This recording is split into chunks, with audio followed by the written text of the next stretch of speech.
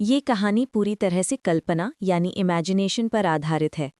इसका उद्देश्य किसी भी व्यक्ति, समाज, धर्म या भावना को ठेस पहुंचाना नहीं है। अगर आपको ये कहानी पसंद आए तो वीडियो को लाइक करें और हमारे चैनल को सब्सक्राइब करना ना भूलें। एल्डर सिन्हा चेन, जो कुछ देर तक बेहद घमंडी थे, अब बेकाबू होकर कांप रहे हैं, लगभग सदमे से बेहोश हो रहे हैं। आखिर हो क्या रहा है? आखिर हुआ क्या? खासकर योगेश सिन्हा और मनोज कुमार, दोनों को ऐसा लग रहा है जैसे वे पागल हो रहे हैं। अपने बालों का एक एक गुच्छा झटकते हुए उनकी आंखें मानो किसी भी पल बाहर निकल जाएंगी। एल्डर दुबे, जो पूरे समय शांत भाव से स्थिति को देख रहे थे, उनकी ठुड्डी में दर्द हो रहा है। अनजाने में ही उनकी दाढ़ी उखड़ गई है। बिल्कुल सही, दादाजी रोहित अपने जमाने के उस्ताद चित्रकार हैं और उनकी कला इतनी अद्भुत है कि हम तीनों भी उनकी बराबरी नहीं कर पाएंगे। फिर भी तुम ये कहने की हिम्मत कैसे कर रहे हो कि वे दुस्साहसी और कमजोर हैं? अरे, तुम तो जीने से थक गए होगे, ये शायद तुम कोई जुझारू साथी ढूंढ रहे हो। बाई यांग। अभिमन्यु रावल अपने अधीनस्थ को आगे आने का इशारा करते हैं। आपका विनम्र अधीनस्थ यहाँ है। तुरंत एक अधेड़ उम्र का व्यक्ति उनकी पीठ से आगे बढ़ता है। इसे थप्पड़ मारो। हाँ।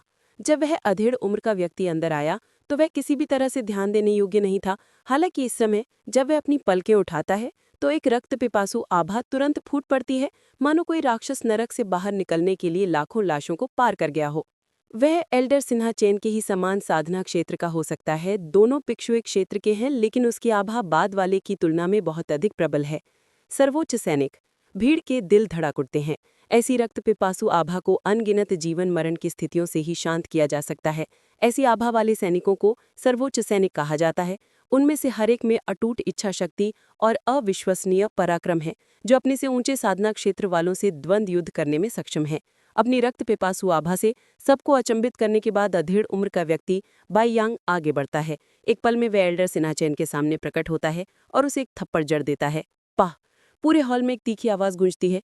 एल्डर सिन्हा चैन की प्रतिक्रिया देने से पहले ही वह लड्डू की तरह घूमता है, जमीन पर गिरने से पहले एक पूरा चक्कर लगाता है, उसके मुंह से ताज़ा खून निकलता है और खून के गड्ढे में उसके 1 दर्जन दांत दिखाई देते हैं। तुम अपने आकृति को स्थिर करते हुए एल्डर सिन्हा चैन फटने के कगार पर हैं। बुद्ध एकेडमी के एक बुजुर्ग और पिक्षुई क्षेत्र के विशेषज्ञ होने के नाते यह सोचना भी मुश्किल है कि उन्हें सरेआम थप्पड़ मारा जाएगा। हालांकि इतना गुस्से में होने के बावजूद भी वे कुछ नहीं कर सकते। आखिरकार दूसरा पक्ष शमशेर रावल का इकलौता बेटा बाईश्याओ प्रिंस है। अगर उसने सचमुच उसके साथ कुछ करने की हिम्मत की तो शमशेर रावल शायद आकर उसे मार डालेंगे और पूरी एकेडमी को तहस नहस कर देंगे। ऐसा नहीं है कि उसने पहले कभी ऐसा कुछ नहीं किया। उसी समय शर्मा वंश के बराबर का समर्थन रखने वाला एक व्यक्ति बाईश्याओ प्रिंस से झगड़ने गया और उसे घायल कर दिया। इससे शमशेर रावल क्रोधित हो गए और अपनी सेना लेकर उनके घर में घुस गए और उनके पूरे घर को तहस नहस कर दिया। अंत में सम्राट अशोक कपूर ने न केवल उन्हें इस घटना के लिए भटकारा, बल्कि उन्हें खुश करने के लिए उनके बेटे को श्योर प्रिंस की उपाधि भी प्रदान कर दी। वरना भले ही वह परिवार का इकलौता उत्तराधिकारी हो, लेकिन उसके पास श्योर प्रिंस कहलाने की योग्यता नहीं है। ये सब रोहित सिंह की गलती है। जितना ज्यादा वो इस बारे में सोचता है, उतना ज्यादा उसे गुस्सा आता है। अभिमन्यु रावल पर जो गुस्सा वे निकालने की हिम्मत नहीं कर पाते, वे रोहित सिंह पर ही निकाल सकते हैं। अगर ये बंदा ना होता तो आज उसे इस तरह शर्मिंदा क्यों होना पड़ता? क्यों? क्या तुम मेरे कामों से नाखुश हो? उसका भयानक रंग देखकर अभिमन्यु रावल अपनी भौहें उठाता है और घमंड से पूछता है, मेरी हिम्मत नहीं है? बड़े सिन्हा चैन का दिल रो रहा है, लेकिन फिर भी वे दांत घीसकर ये शब्द निकालते हैं। अगर तुम्हारी हिम्मत नहीं है तो बेहतर है, सच कहूं मैं तुम्हें बचा रहा हूं। अगर मेरे दादा रोहित खुद को एक कदम उठाते और अपनी ताकत पर ठीक से नियंत्रण नहीं रख पाते तो अब तक तुम मर चुके होते। यह सुनकर अभिमन्यु रावल को उस रात की लड़ाई याद आती है और उसका शरीर अनजाने में ही कांप उठता है। वह जो कह रहा है वह सच है। इस मास्टर रोहित की ताकत सिर्फ उसके शरीर से ही 40 डिंग से ज्यादा है। इससे भी बुरी बात यह है कि वह अपनी ताकत पर काबू नहीं रख पा रहा है। जब वह थक्कड़ मारेगा तो उसे कुछ भी महसूस नहीं होगा, लेकिन तब तक आप जा चुके होंगे। उसे बचाओ, अपनी ताकत पर काबू नहीं रख पा रहा है।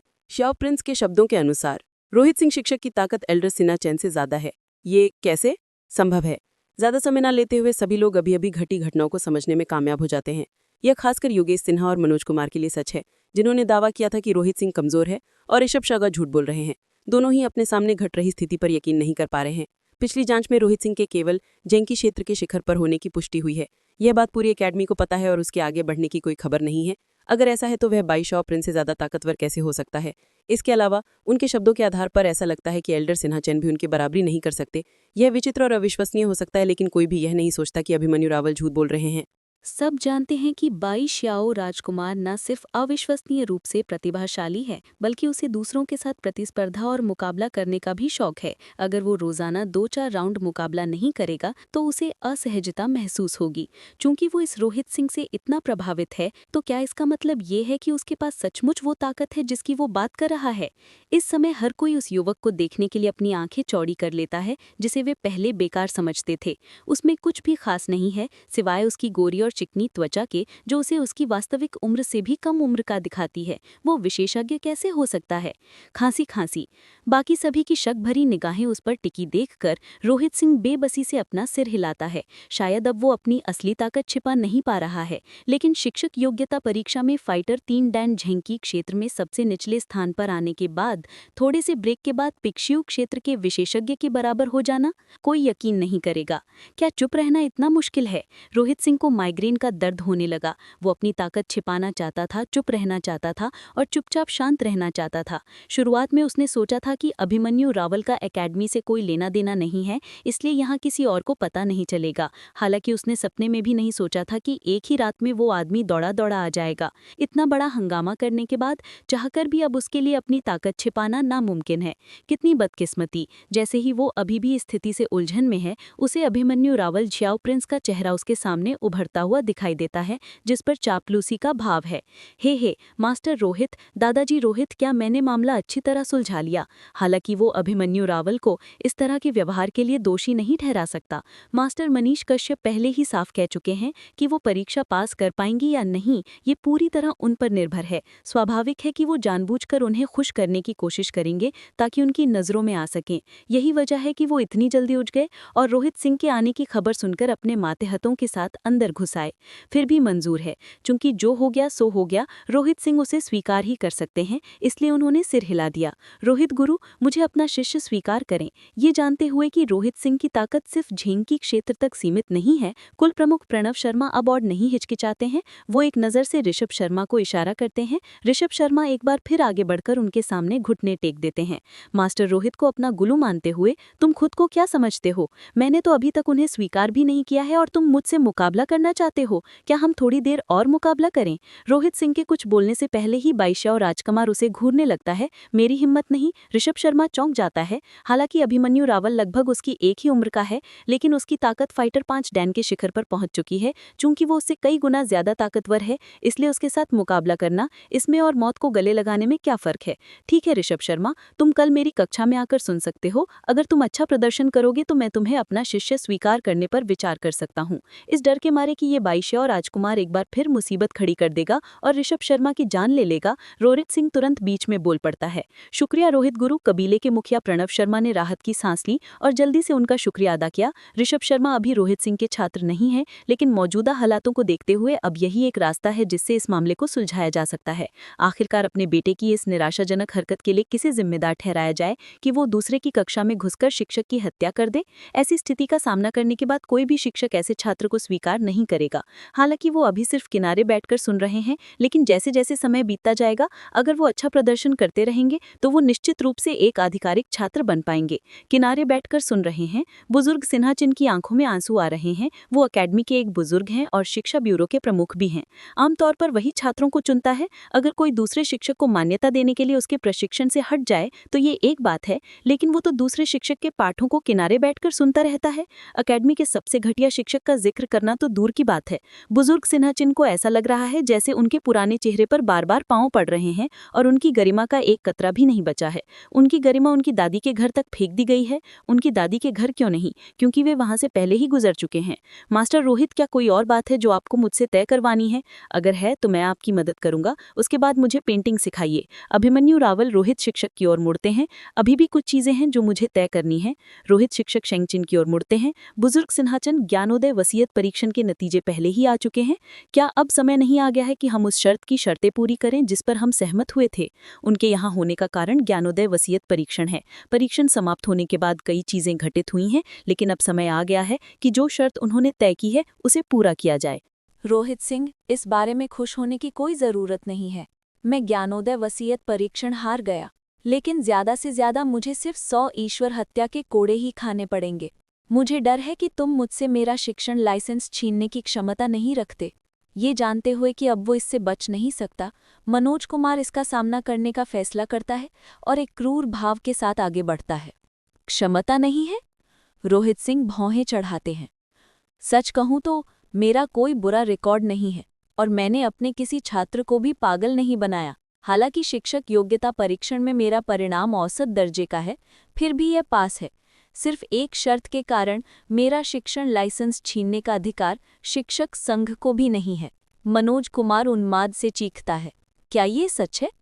नियम कानूनों से अनजान रोहित सिंह एल्डर दुबे को संदेह से देखते हैं। वो शिक्षक संघ के एक वरिष्ठ सदस्य हैं, इसलिए उन्हें इन मामलों की जानकारी होनी चाहिए। वो जो कह रहे हैं वो सच है। वरिष्ठ दुबे सिर हिलाते हैं। शिक्षक संघ द्वारा कई सत्यापनों के बाद एक शिक्षक का शिक्षण लाइसेंस जारी किया जाता है। अगर संबंधित व्यक्ति का कोई बुरा ट्रैक रिकॉर्ड नहीं है तो उसका लाइसेंस रद्द करना मुश्किल है। क्या ये ऐसा है? रोहित सिंह भौहें चढ़ाते हैं। उन्हें अपने पिछले जन्म में शिक्षा जगत से जुड़े लोगों की याद आती है। वहां अगर कोई शिक्षक अपने काम में अक्षम भी हो तो स्कूल को उसे नौकरी से निकालने का अधिकार नहीं है। दरअसल शिक्षा मंत्रालय को भी ऐसा करने का अधिकार नहीं है, जब तक कि उन्होंने ऐसा कुछ न किया हो जो शिक्षक के नैतिक मूल्यों के विरुद्ध हो। लगता है यहाँ भी स्थिति कुछ ऐसी ही है। तो जब हम शर्त तय कर रहे थे तब आपने ऐसा क्यों नहीं कहा? रोहित सिंह खुद को पूछने से नहीं रोक पाते। उस समय जब वो अपनी बाजी बढ़ा रहा था, उसे लगा कि उसका शिक्षण लाइसेंस रद्द हो सकता है, इसलिए उसने ये बात यूं ही उठा दी। काश उसे पता होता कि किसी का शिक्षण लाइसेंस रद्द करना इतना मुश्किल होता है तो वो उसे अकादमी से ही निकल देता। खांसी, मुझे लगा था कि तुम हार जाओगे, एल्डर दुबे अजीब तरह से कहते हैं। रोहित सिंह ने न सिर्फ शिक्षक योग्यता परीक्षण में 0 अंक प्राप्त किए, बल्कि उसने एक छात्र की शिक्षा को भी अस्त व्यस्त कर दिया था। अगर कोई इस मामले को आगे बढ़ाए तो उसे निष्कासित किया जा सकता है। चूंकि एल्डर दुबे को लगता था कि रोहित सिंह जरूर हार जाएगा, इसलिए उसने इस मामले की ओर इशारा नहीं किया। उसे उम्मीद नहीं थी कि मनोज कुमार उससे इतनी बुरी तरह हार जाएगा। बाजी की शर्तें पूरा करना नामुमकिन है जब तक, एल्डर दुबे बोलते हैं लेकिन बीच में ही हिचकिचाते हैं।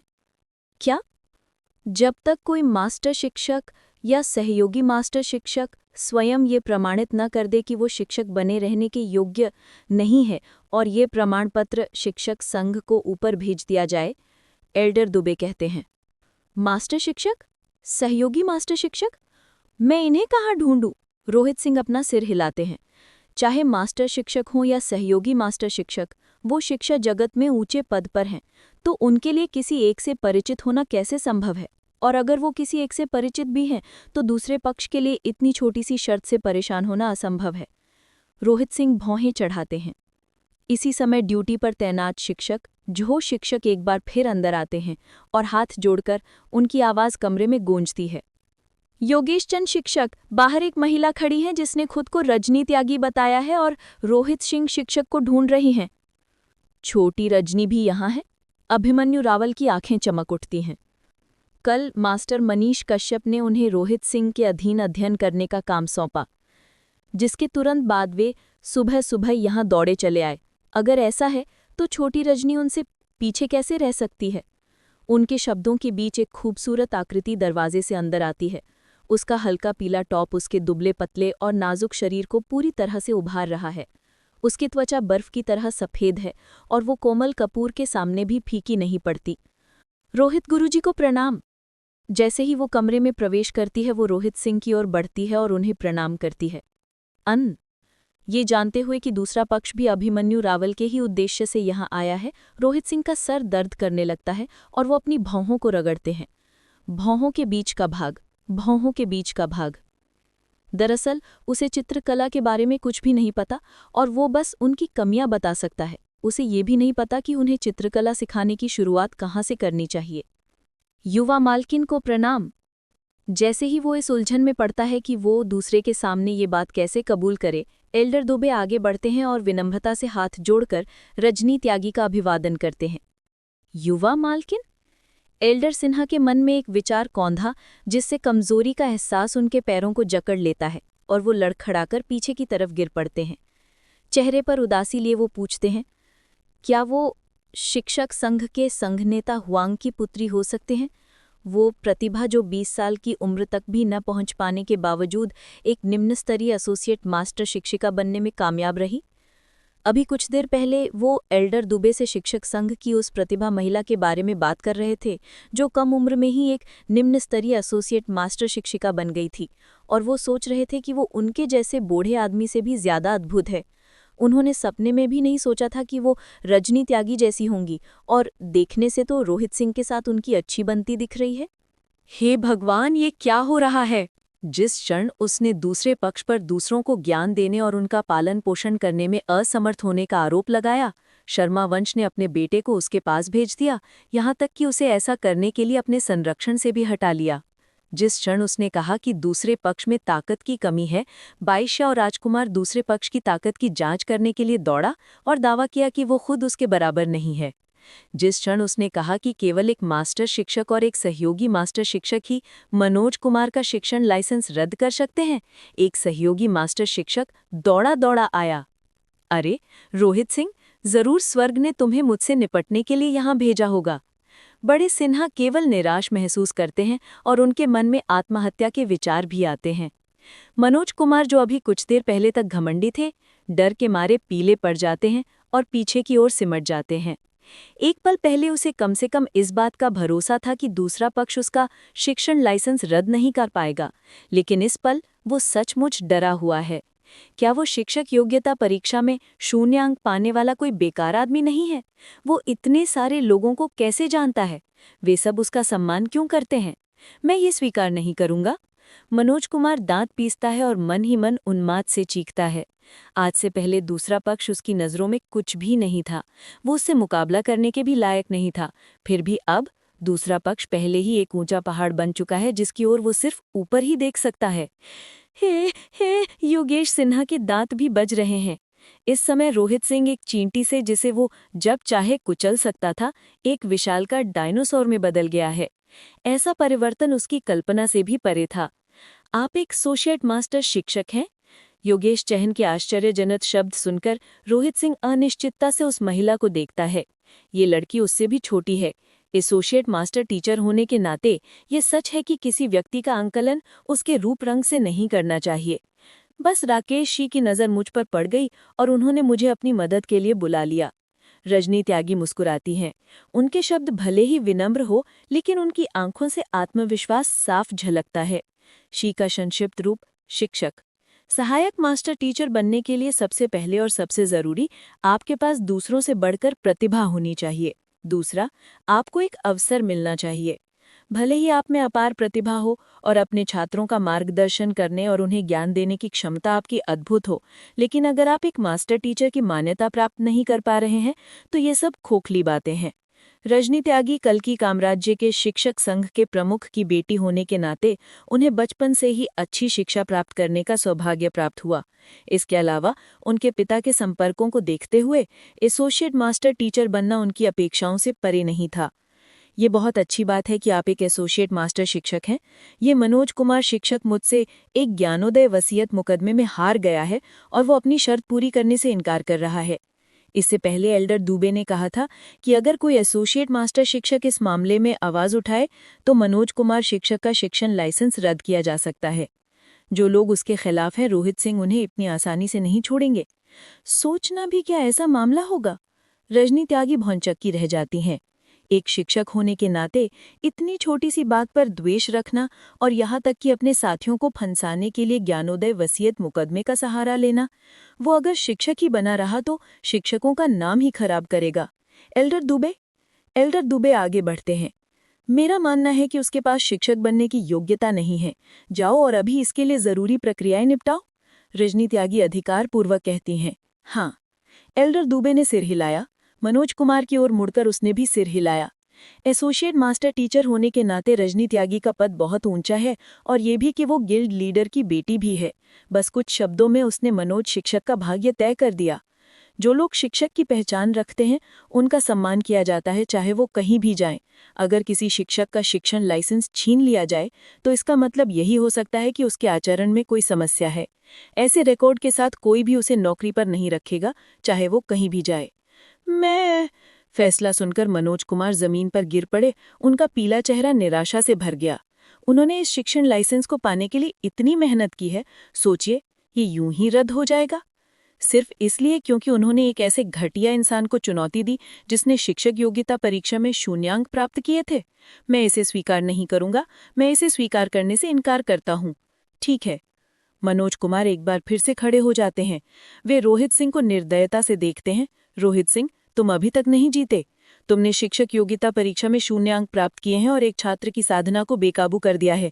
अगर ये मामला शिक्षक संघ को बताया जाता है और पूरी जांच पर यह मामला सच साबित होता है तो इसके लिए तुम्हारा शिक्षण लाइसेंस भी छीना जा सकता है।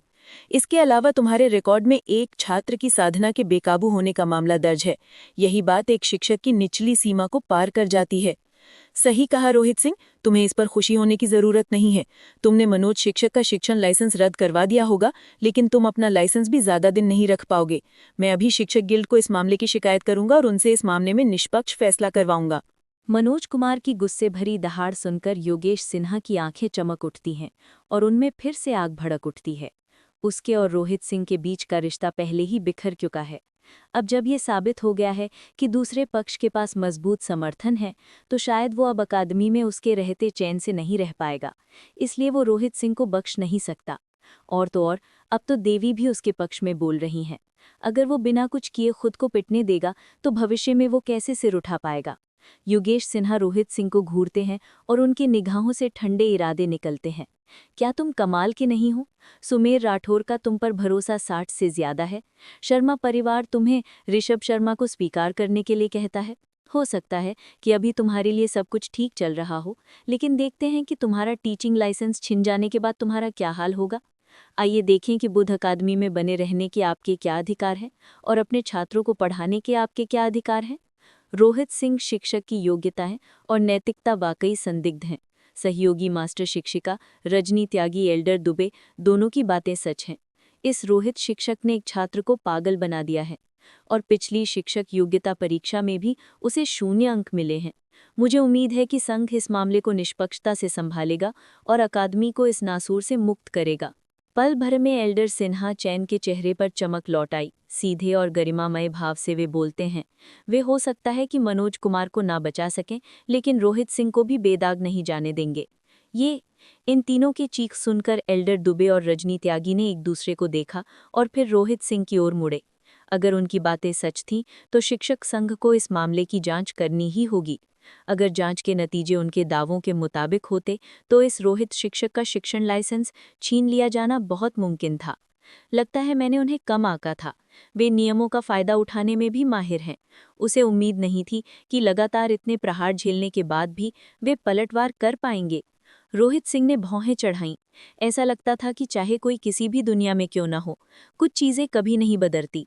अगर कोई नीच इंसान किसी पर अपने दांत गड़ा दे तो उसे बस उसकी मौत का इंतजार करना होगा। सच कहूं तो उसके पिछले स्वभाव ने जो उसे मुसीबत में डाला था, उससे निपटना वाकई मुश्किल था। अगर अकादमी इस मुद्दे को नहीं उठाती तो वो सुरक्षित रहता और अपनी पढ़ाई जारी रख सकता था। दूसरी ओर, अगर अकादमी इस मुद्दे को उठाने का फैसला करती तो वे शिक्षक संघ को इसकी सूचना दे सकते थे और उसका शिक्षण लाइसेंस रद्द होने का खतरा था।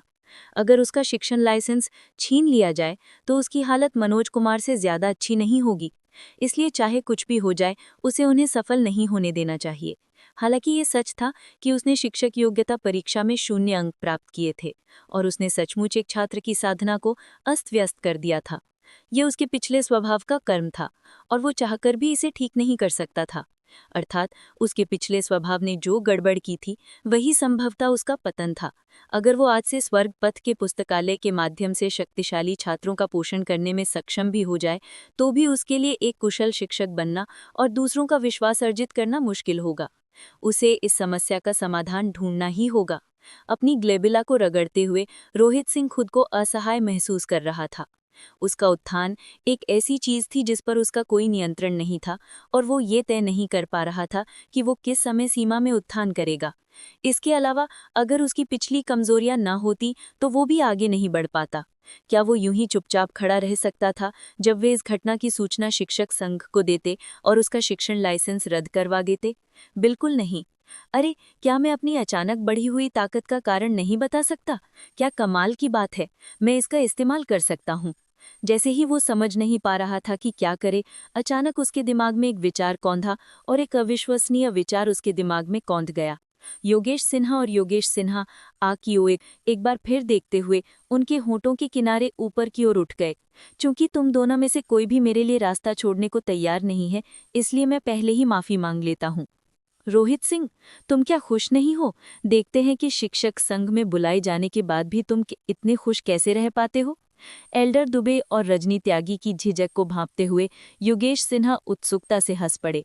हालांकि उनकी हंसी थमने से पहले ही उनकी नज़र रोहित सिंह पर पड़ गई।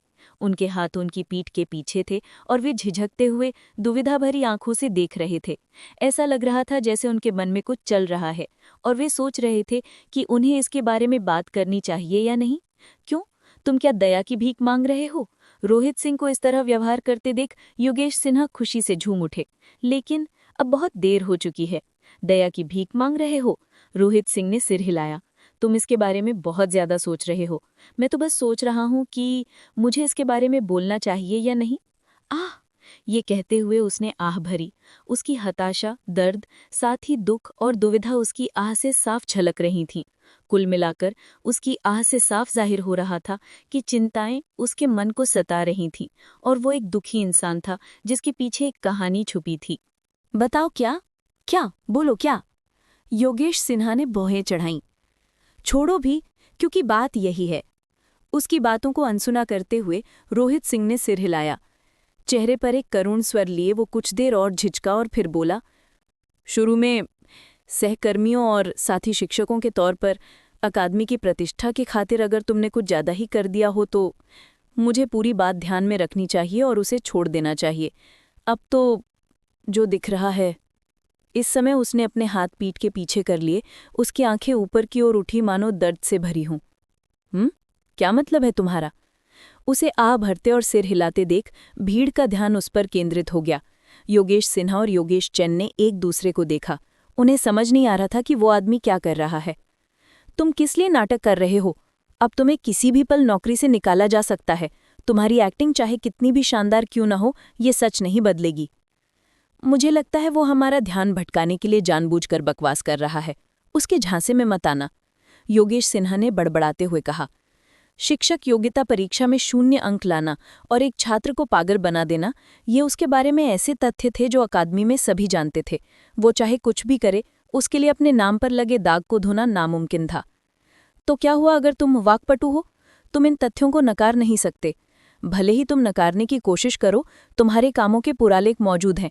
देखते हैं फिर तुम अपनी कहानी कैसे समेटते हो। मास्टर रोहित, क्या कोई बात तुम्हें परेशान कर रही है? मैं और बड़े दुबे यहाँ हैं, तो बेझिझक बोलो, रजनी त्यागी ने कहा। बिल्कुल। रोहित सिंह ने दूसरे पक्ष की तरफ प्रशंसा से देखा और सिर हिलाया। इतने लंबे समय से नाटक करते हुए वो इन्हीं शब्दों का इंतजार कर रहा था। अब जब उसने आखिरकार सवाल पूछ ही लिया था तो वो कहानी आगे बढ़ा सकता था। दरअसल मैं ये सब उजागर नहीं करना चाहता था। रोहित सिंह ने कड़वाहट से अपना सिर हिलाया और उसके चेहरे पर एक दुखी भाव छा गया। हॉल के बीचों बीच स्थित शक्तिमापक स्तंभ की ओर 2 कदम बढ़ते हुए उसने अपनी मुट्ठी भींची और सीधे स्तंभ पर तान दी। विंग! उस पर रोशनी चमकी और संख्याओं की एक माला तैरती हुई दिखाई दी। 55। डिंग! उसने अपनी आधी शक्ति ही इस्तेमाल की, लेकिन अपनी साधना तकनीक के पहले 3 दानों को फिर से साधने के बाद उसके शरीर में झंकी और भी शुद्ध हो गई, जिससे उसकी 49 डिंग शक्ति थोड़ी बढ़ गई। 55 डिंग! पिक्षु क्षेत्र का शिखर? यदि उसके पास पिक्षु क्षेत्र के शिखर की शक्ति है, तो परीक्षा में उसकी शक्ति को झंकी क्षेत्र के रूप में क्यों दर्शाया गया? बाईश्याओ राजकुमार से ये सुनने के बाद कि रोहित सिंह उससे ज्यादा ताकतवर है और भीड़ ने खुद को इसके लिए मानसिक रूप से तैयार कर लिया था, वे फिर भी ये देखकर अविश्वास से भर गए कि उसकी मुट्ठियों में कितनी ताकत थी। कमरे में सदने की सांसें दौड़ गईं क्योंकि कमरे में मौजूद सभी लोगों के निचले जबड़े जमीन पर गिरते से लग रहे थे। फाइटर 6 डान पिक्षु लोक में हर एक एक्यूपॉइंट को तोड़ने पर व्यक्ति की ताकत 1 डिंग बढ़ जाती थी। ज्यादातर लोग अपने जीवन में सिर्फ 30 से 40 एक्यूपॉइंट ही खोल पाते थे। पिक्षु लोक के शिखर पर भी उनकी ताकत इतनी ऊंचाई तक नहीं पहुंच पाती थी। सिर्फ एक मुट्ठी से इतनी ताकत हासिल करना साफ तौर पर दर्शाता था कि वो पिक्षु लोक के शिखर पर पहुंच गया था। लेकिन ब्रेक से पहले उसकी जान से क्लियर पता चला था कि उसमें सिर्फ एक फाइटर 3 डान झेंकी लोक के शिखर जितनी ही ताकत थी। ब्रेक के दौरान कई लोगों को पार करने की उसकी ताकत, ये नामुमकिन था। राज्य के इतिहास में अविश्वसनीय प्रतिभाओं के साथ भी ऐसा कभी नहीं हुआ था। सभी लोग हैरानी से उसकी ओर देखने लगे और उसके स्पष्टीकरण की प्रतीक्षा करने लगे। ब्रेक से पहले हुई परीक्षा में मैं केवल झेंकी क्षेत्र का था। मुझे यकीन है कि हर कोई ये जानने के लिए उत्सुक होगा कि मैं अचानक पिक्षु क्षेत्र का विशेषज्ञ कैसे बन गया। सबकी प्रतिक्रिया जानने के बाद रोहित सिंह ने धीरे से समझाया, दरअसल मेरी साधना सिर्फ 1 हफ्ते में नहीं बढ़ी। बाकी सबकी तरह मैंने भी पारंपरिक तरीके से प्रशिक्षण लिया था। हालांकि ब्रेक से पहले मेरी शक्ति 50 डंक तक नहीं पहुंची थी, लेकिन मैं फिर भी उससे बहुत दूर नहीं था। ब्रेक से पहले ही आपके पास इतनी शक्ति थी? नहीं, ये सही नहीं हो सकता। उस समय शिक्षक योग्यता परीक्षा के दौरान आपके साधना क्षेत्र का मूल्यांकन किया गया था। अपने शब्दों के बीच में ही कुल प्रमुख प्रणव शर्मा अचानक रुक गए। उसके मन में एक विचार कौंधा और उसने आगे कहा, बुद्ध अकादमी की शिक्षक योग्यता परीक्षा निजी तौर पर आयोजित की जाती है और प्रत्येक शिक्षक के परिणाम शिक्षा विभाग द्वारा जारी किए जाते हैं। शिक्षा विभाग द्वारा जारी किए गए परिणामों के अलावा किसी को ये नहीं पता होता कि परीक्षा में दूसरे का प्रदर्शन कैसा रहा। इसका मतलब है शिक्षा विभाग द्वारा जारी किए गए आपके झेंकी क्षेत्र के साधना लेवल के परीक्षा परिणाम सही नहीं थे। उसकी बातें सुनकर सभी को एहसास हुआ, चाहे वो उसके शिक्षक योग्यता परीक्षा के परिणाम हो या उसकी साधना का स्तर, उनका मूल्यांकन और प्रकाशन शिक्षा विभाग द्वारा किया गया था। परीक्षा के दौरान वहां कोई और मौजूद नहीं था। यानी ये बहुत संभव है कि शिक्षा विभाग ने परिणामों में हेराफेरी की हो। इससे पहले जब मैंने शिक्षक योग्यता परीक्षा के कई सवालों पर रोहित टीचर से चर्चा की थी, तो न सिर्फ वो उनके जवाब साफ साफ दे पा रहा था, बल्कि हर सवाल के 7-8 जवाब भी दे पा रहा था। इसके अलावा मैं उसके सुझाए कुछ जवाब भी नहीं दे पाया था। उसका व्यापक ज्ञान वाकई काबिले तारीफ है। उस वक्त मैं इस बात से हैरान था कि इसे साधारण शिक्षक योग्यता परीक्षा में एक भी नंबर कैसे नहीं मिला। पता चला कि जो नतीजे जारी किए जा रहे थे वो फर्जी थे। कोमल कपूर को अचानक कुछ याद आया और उन्होंने बीच में ही बात काट दी। उसकी खूबसूरत आंखों में गुस्सा साफ झलक रहा था। कल रात उसने रोहित सिंह का टेस्ट लिया था और सामने वाला उसके सवालों के जवाब आसानी से दे देता था। उस वक्त उसे ये अजीब लगा था। अब बातचीत सुनकर उसे एहसास हुआ, उसने ज़रूर उन सवालों के सही जवाब दिए होंगे, लेकिन शिक्षा ब्यूरो ने उसे इसके लिए नंबर नहीं दिए। मतलब उसके पेपर में कोई गलती नहीं थी, लेकिन शिक्षा ब्यूरो की टीचर ने उसके पेपर को देखकर उसे 0 नंबर दिए। क्यों? उसने ऐसा क्यों किया? इसमें कोई आश्चर्य की बात नहीं है कि रोहित टीचर खुलकर बोलने से इनकार कर रहा है। आखिरकार आप सब सहकर्मी हैं। अगर वो सच उजागर कर दे तो न सिर्फ आप सबके बीच रिश्ते खराब होंगे, बल्कि अकेडमी की प्रतिष्ठा पर भी असर पड़ेगा। बस इसी के लिए वो कचरा कहलाने का बोझ उठाने को तैयार है। कुलाध्यक्ष प्रणव शर्मा जितना इस मामले पर विचार करते, उतना ही उन्हें समझ आता और स्थिति का एहसास होता। क्या आपने नहीं देखा कि रोहित टीचर अभी कुछ देर पहले सच उजागर करने में कैसे हिचकिचा रहे थे? अगर उन्हें एक कोने में धकेला न जाता तो शायद वो जिंदगी भर इस राज को अपने दिल में ही दबाए रखते। अगर बाकी सब उन्हें गलत भी समझते तो भी वो इस बोझ को चुपचाप अपने अंदर ही सह लेते। दरअसल उन्हें दबाने की आपकी तमाम कोशिशों के बावजूद उन्होंने बिना कुछ बताए बस अपनी साधना का प्रदर्शन किया। हमें तो ये भी अंदाजा लगाना पड़ा कि क्या हुआ था। एक आदर्श कौन था? ये था। एक अभौतिकवादी और महान शिक्षक कौन था? ये था। एक बार जब अकेडमी के पक्षपात का मुद्दा फैल गया तो हर कोई अकेडमी की शिक्षक योग्यता परीक्षा के परिणामों की प्रामाणिकता पर संदेह करने लगेगा और दूसरे शिक्षक की शिक्षण क्षमता पर अनिश्चितता छा जाएगी। अगर ऐसा हुआ तो अकेडमी अराजकता में डूब जाएगी। वो दूसरों द्वारा गलत समझे जाना और चुपचाप इसका बोझ उठाना पसंद करेगा, बजाय इसके कि वो इसके बारे में कुछ कहे। ये उदारता और निस्वार्थता। शर्मा परिवार के एक बुजुर्ग बोलते बोलते और भी उत्तेजित हो गए। ये सोचना कि दुनिया में इतना महान शिक्षक भी होगा। ये हास्यास्पद था कि हमने ये भी सोचा कि वो किसी चीज के काबिल नहीं है और वो एक बेकार कूड़ा है। जैसे ही वे बोले, भीड़ की गुस्से से भरी निगाहें बुजुर्ग सिन्हा चेन की ओर मुड़ गईं।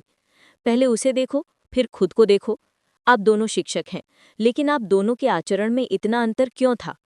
रोहित शिक्षक मित्रता को महत्व देता था और वो अपने सहकर्मियों को धोखा देने के बजाय खुद ही सारा अपमान सह लेता। फिर भी आप सभी।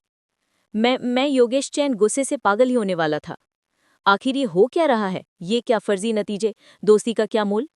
पिछली बार तो तुम वाकई जहन की दायरे में थे और तुम्हारा लिखा हुआ पेपर एकदम गड़बड़ है। इन मानकों को देखते हुए एक भी नंबर ना आना बिल्कुल सामान्य बात थी। मैंने खुद पेपर्स की समीक्षा की थी, इसलिए गलती होना नामुमकिन है। फिर मैं तुम्हें कैसे परेशान कर रहा हूँ? रोहित सिंह, तुम वाकई घिनौने हो। मैं तुम्हें चुनौती देता हूँ कि तुम सब कुछ साफ करो। बड़े सिन्हा चैन के मुंह में बस ताज़ा खून घूम रहा था, जो किसी भी पल फूटने को तैयार था। रोहित सिंह इतना हंगामा देखकर चौंक गए। दरअसल मैं कहना चाह रहा था कि शिक्षा ब्यूरो ने परीक्षाओं के अंकन में गलती की थी, फिर हालात इतने बेकाबू क्यों हो गए? तुम्हारी सारी कल्पनाएं बेकाबू हैं। बहरहाल खांसी खांसी, मुझे तो जैसे हालात चल रहे हैं वैसे ही पसंद है। कम से कम मेरे पास उसे प्रताड़ित करने की कोई वजह तो होनी चाहिए। शिक्षा ब्यूरो के प्रमुख और अकेडमी के एक वरिष्ठ अधिकारी होने के नाते मेरे पास एक निम्न स्तरीय शिक्षक को प्रताड़ित करने का कोई कारण नहीं है। शिक्षा ब्यूरो के प्रमुख से जैसी उम्मीद थी, एल्डर सिन्हा चैन ने तुरंत ही स्थिति में एक विसंगति पकड़ ली। हर कार्यवाही के पीछे हमेशा एक मकसद और कारण होता है। अपनी प्रतिष्ठित पहचान को देखते हुए उनके पास एक सामान्य शिक्षक के खिलाफ साजिश करने का कोई कारण नहीं था। क्या इस स्थिति के बारे में और कुछ कहने की जरूरत है? आपके पोते योगेश सिन्हा युवा पीढ़ी के स्टार शिक्षक बनने का लक्ष्य रखना चाहते हैं, लेकिन रोहित शिक्षक की मौजूदगी के कारण जो इतनी कम उम्र में ही अविश्वसनीय स्तर की साधना और क्षमता रखते हैं, उनके उन पर विजयी होने की संभावना नहीं है। इसलिए ऐसी स्थिति को रोकने के लिए आपने उन्हें दौड़ से बाहर करने का फैसला किया। इस बार बोलने वाले एल्डर दुबे थे। जितना वो ज्यादा बोलता गया उतना ही वो क्रोधित होता गया, यहाँ तक कि उसकी सांसों से उसकी दाढ़ी हवा में उड़ रही थी। मेरे पास इस घटना का ठोस सबूत भले ही ना हो, लेकिन मैं आज शुरू से आखिर तक स्थिति पर नजर रख रहा हूँ। भौदोदय की परीक्षा, शर्त और उत्पीड़न। योगेशन, तुम वाकई अद्भुत हो। ये सोचना कि मैं इतने सालों से तुम्हारा दोस्त था, मैं मोजियांग सचमुच अंधा हो गया। एल्डर दुबे खलनायकों और खलनायकों को घृणा की दृष्टि से देखते थे। दूसरे पक्ष के शब्दों के कारण वो आज शिक्षक मंडली के कलंकों को साफ करने के लिए यहाँ आए थे। फिर भी उन्होंने देखा कि एल्डर सिन्हा रोहित सिंह शिक्षक पर अत्याचार करने के लिए हर तरह के हथकंडे अपना रहे थे। दूसरी ओर रोहित शिक्षक अपनी बेगुनाही साबित करने के लिए तथ्यों का इस्तेमाल करते रहे। क्या ये स्पष्ट नहीं था कि यहाँ कोई समस्या थी? अगर इतना भी कुछ साबित करने के लिए पर्याप्त नहीं था, तो क्या इसका मतलब ये नहीं था कि मैं मोजियांग अंधा था? मैं भी यह गवाही दे सकता हूँ कि मैंने अपनी आंखों से एल्डर सिन्हा चैन को जानबूझकर रोहित शिक्षक पर अत्याचार करते हुए देखा था।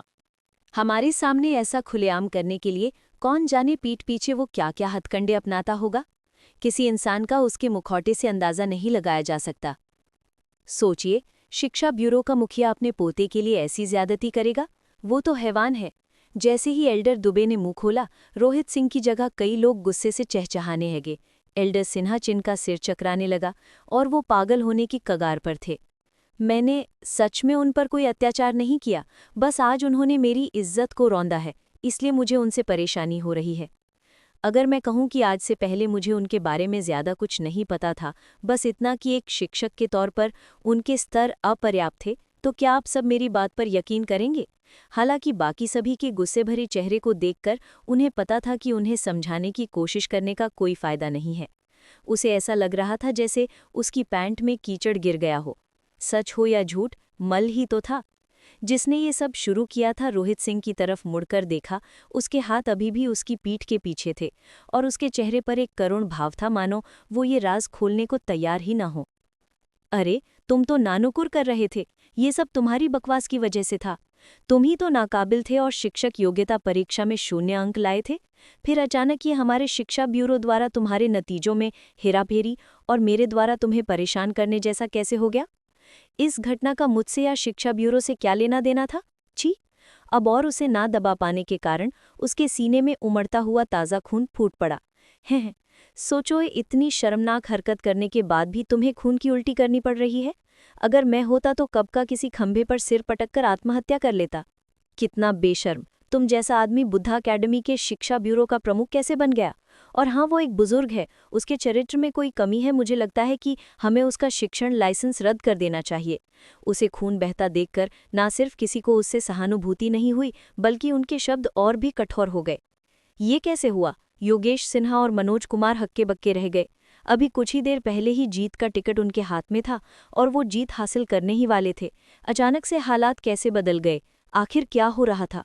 मुंह में खून भरकर निकलने के बाद बुजुर्ग सिन्हा चिन को थोड़ा आराम मिला और उनका सिर भी साफ हो गया। उन्होंने आसपास के माहौल को देखा और उनके हाथ कांप रहे थे। फिर रोहित सिंह को खुली नफरत से देखते हुए उसने कहा, मैं अपने इस दावे को सही साबित नहीं कर पा रहा हूं कि शिक्षक योग्यता परीक्षा में तुम्हारा 0 अंक आना मेरे साथ अत्याचार है, लेकिन उस छात्र का क्या जो पागल हो गया था? ये घटना तुम्हारी कक्षा में हुई थी तो तुम इसे कैसे समझाओगे? तुम्हारे पास लाखों कारण और बहाने हो सकते हैं, लेकिन तुम्हारी कक्षा में एक छात्र का पागल हो जाना एक अकाट्य सत्य है। देखते हैं तुम इसे कैसे समझाओगे। गिडिंग। रोहित सिंह की धड़कनें तेज हो गई। छात्र की साधना का बेकाबू हो जाना पहले ही हो चुका था और उसे बदला नहीं जा सकता। चाहे आप कितना भी तर्क दें, चाहे आपकी जुबान कितनी भी कड़वी क्यों ना हो, सब व्यर्थ है। एल्डर सिन्हा चिन जानते थे कि शिक्षक योग्यता परीक्षा वाली घटना को समझाने की वो चाहे कितनी भी कोशिश कर लें, कोई उन पर यकीन नहीं करेगा। इसलिए उन्होंने इस पूरे मामले को फिलहाल यही खत्म करने का फैसला किया। ये रोहित सिंह को समझ नहीं आ रहा था कि उसकी बातों का क्या जवाब दें। हैं, क्या आप इस घटना को नकारने की कोशिश कर रहे हैं? बायो टीचर जाकर रामप्रकाश टीचर की कक्षा से जोया मलिक फेंग को बुलाइए। जोया मलिक फेंग, ये छात्र रामप्रकाश टीचर की कक्षा में कैसे पहुंच गया? जोया मलिक फेंग उस छात्र का नाम था जिसकी साधना को उसने पहले बेकाबू कर दिया था। जोया मलिक फेंग के नाम को सुनते ही कई लोगों की आंखें भी कैमरे से चिपक गईं। बाबजी, ये तो वही बदकिस्मत छात्र है जो स्वयं श्री हॉक्स को कभी कक्षा में बेकाबू कर गई थी।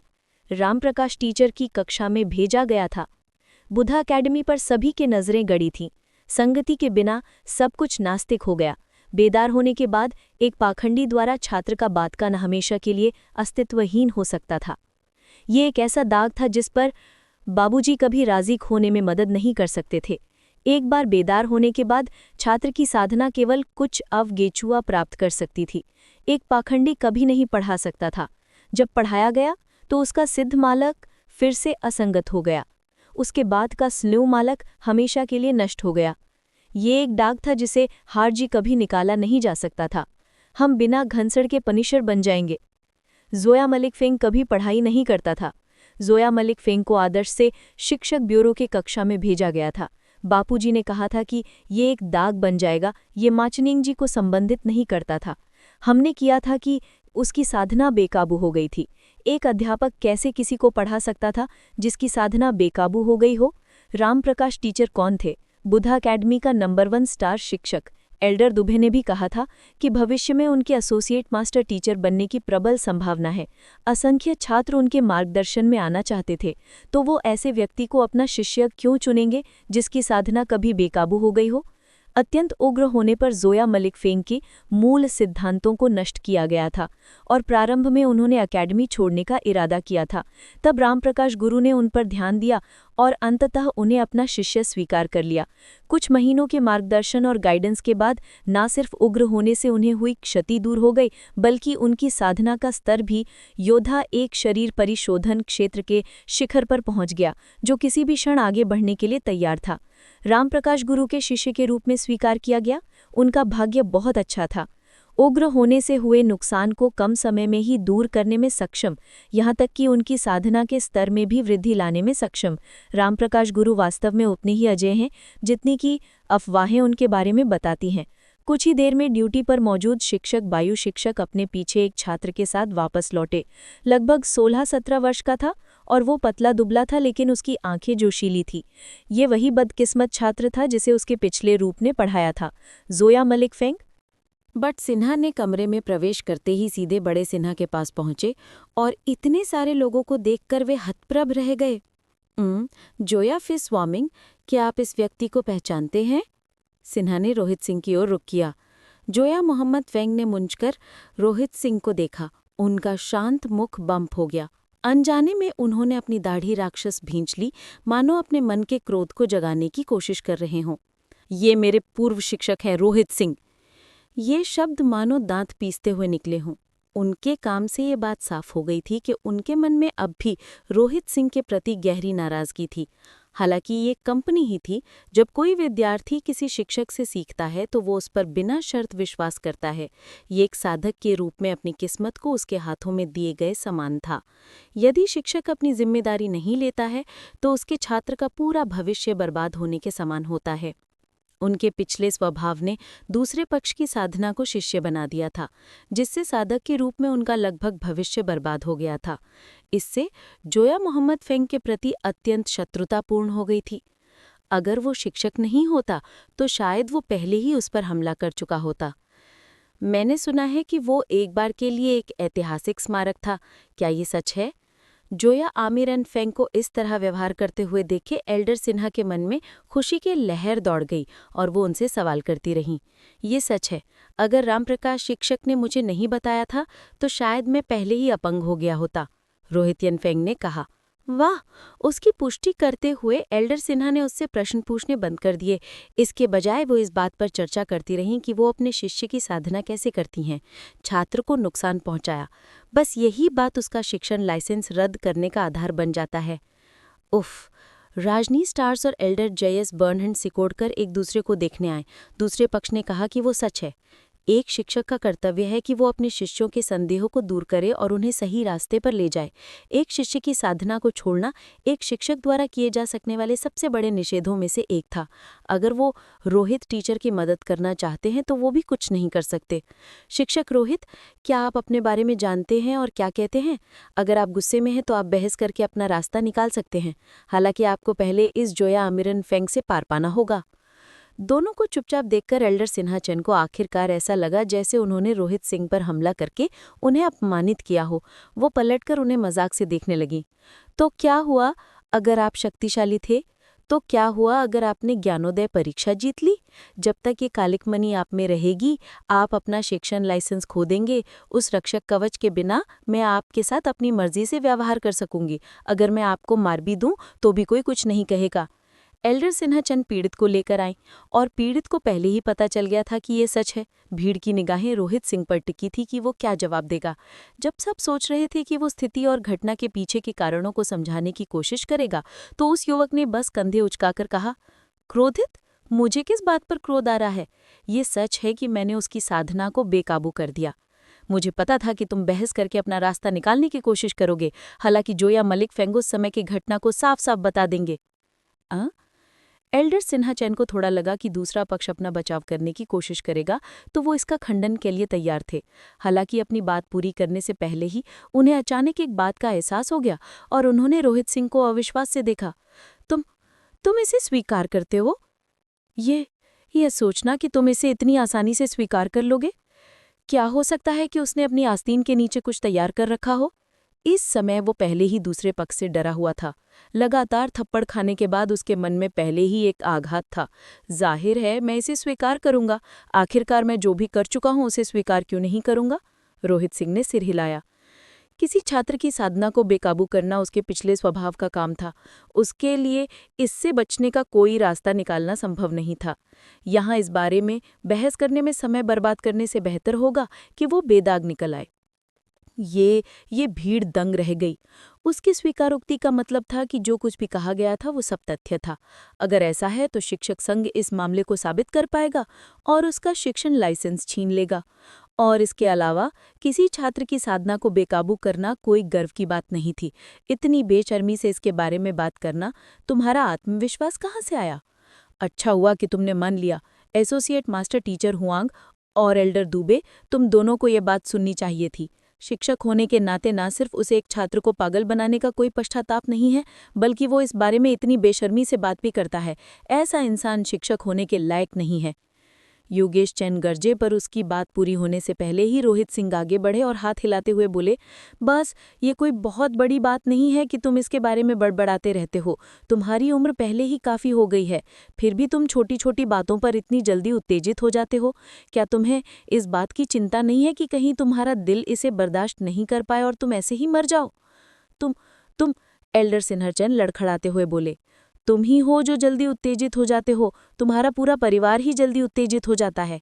जोया मलिक फेंग, तुम रामप्रकाश टीचर से पढ़ रही हो, तुम्हें काफ़ी सुधार करना चाहिए था। आओ मुझे अपना पंचिंग रूटीन दिखाओ। क्रोधित एल्डर सिन्हा से परेशान न होते हुए रोहित सिंह ने उस युवक की ओर देखा।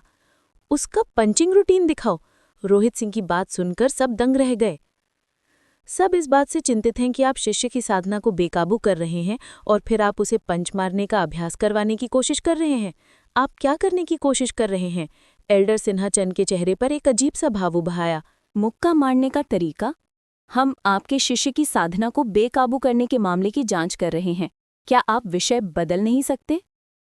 खांसी, गुरु रोहित, मुझे लगता है कि बेहतर होगा कि आप उसके बेकाबू होने के पीछे की वजह बताएं। हो सकता है आपकी शिक्षाएं गलत ना हो और ये किसी और वजह से हो। रजनी त्यागी खुद को रोक नहीं पाए, लेकिन उन्हें याद दिला ही दिया। किसी व्यक्ति की साधना के बेकाबू होने के कई संभावित कारण हो सकते हैं। ये गुरु के गलत मार्गदर्शन के कारण हो सकता है, या शिष्य द्वारा अपने गुरु की शिक्षाओं को गलत तरीके से समझना और गलत तरीके से साधना करना। अगर ये बाद वाला कारण था तो भी शिक्षक इस घटना के लिए आंशिक रूप से जिम्मेदार था, लेकिन उसे उसके शिक्षण लाइसेंस से वंचित करने जैसी कठोर सजा नहीं दी जा सकती थी। उस समय यहाँ के गुरु, मैंने रोहित गुरु द्वारा बताई गई विधि के अनुसार उसमें जरा भी बदलाव किए बिना साधना की। अंत में मेरी साधना फिर भी बेकाबू हो गई। इसके बाद जब मैंने रामप्रकाश गुरु से इस बारे में सलाह ली तो उन्होंने कहा कि साधना विधि गलत है और अगर कोई इसके अनुसार साधना करे तो उसकी साधना जरूर बेकाबू हो जाएगी। जोया मलिकफेंग ने उसके विचारों को समझते हुए कहा। उसके मन में रोहित सिंह के प्रति अब भी गहरी नफरत थी। जानते हुए कि ये उसका शिक्षण लाइसेंस छीनने का एक मौका था, वो इसे हाथ से जाने नहीं देना चाहता था। गुरु रोहित, उसके पीड़ित के ऐसे शब्द सुनकर रजनी त्यागी के पास उसे दोषमुक्त करने के लिए और कोई उपाय नहीं बचा था, इसलिए वो बस असहाय होकर उसकी ओर देख सकती थीं। मुक्केबाजी करके देखो, देखता हूं कि तुम में सुधार हुआ है या नहीं। दूसरे पक्ष के समझाने पर भी ध्यान न देते हुए रोहित सिंह उस युवक को देखता रहा। रोहित टीचर जैसा कहते हैं वैसा करो, पहले मुक्के मारने का अभ्यास करो। उसके जोर देने पर हालांकि रजनी त्यागी उलझन में थीं कि वो क्या करने की कोशिश कर रहा है, फिर भी उन्होंने मुड़कर जोया मलिकफेंग को ऐसा ही निर्देश दिया। हाँ, हो सकता है कि उसे रजनी त्यागी की पहचान न हो, लेकिन ये देखते हुए कि एल्डर सिन्हा चेन ने उसके साथ कितने सम्मान से पेश आया, जोया मलिकफेंग ने उसके निर्देशों की अवहेलना करने की हिम्मत नहीं की। सिर हिलाते हुए वो हॉल के बीचों बीच चला गया। हू हवा उसकी मजबूत मुट्ठियों के साथ सीटी बजा रही थी। वो लड़का भले ही जवान हो, लेकिन उसकी ताकत पर नियंत्रण बुरा नहीं था और वो अपनी युद्ध तकनीक में भी माहिर था। उसे एक अच्छा दोस्त माना जा सकता था। बुरा नहीं, लगता है रामप्रकाश टीचर ने उसे उस नुकसान से सचमुच छुटकारा दिलवा दिया है जो उसे उस समय हुआ था जब वो पागल हो गया था। इतनी उम्र में इतनी ताकत होना वाकई बुरा नहीं है। कमरे में मौजूद ज्यादातर लोग साधना के विशेषज्ञ थे। जोया मलिकफेंग के मुक्के देखकर वो सहमति में सिर हिलाने लगे। एल्डर सिन्हा चेन ने चुपके से रोहित सिंह की तरफ देखा। चूंकि रोहित सिंह ही थे जिन्होंने जोया मलिकफेंग को मुक्का मारने का निर्देश दिया था, इसलिए उन्होंने सोचा कि वो अपने मुक्के मारने के तरीके का ध्यानपूर्वक विश्लेषण करेंगे ताकि कोई बहाना बना सके। फिर भी इस व्यक्ति ने अपनी आंखें बंद कर ली थीं और उनके चेहरे पर एक शांत भाव था। ये क्या कर रहा है? एल्डर सिन्हा चेन के मन में प्रश्न चिन्ह उभर आए। हो सकता है कि इस व्यक्ति को पता हो कि वो खुद को दोषमुक्त करने के लिए कोई सबूत या बहाना नहीं ढूंढ पाएगा और पागल हो जाएगा। क्या ये पर्याप्त है? बहुत जल्दी मुक्के मारने का तरीका खत्म हो गया।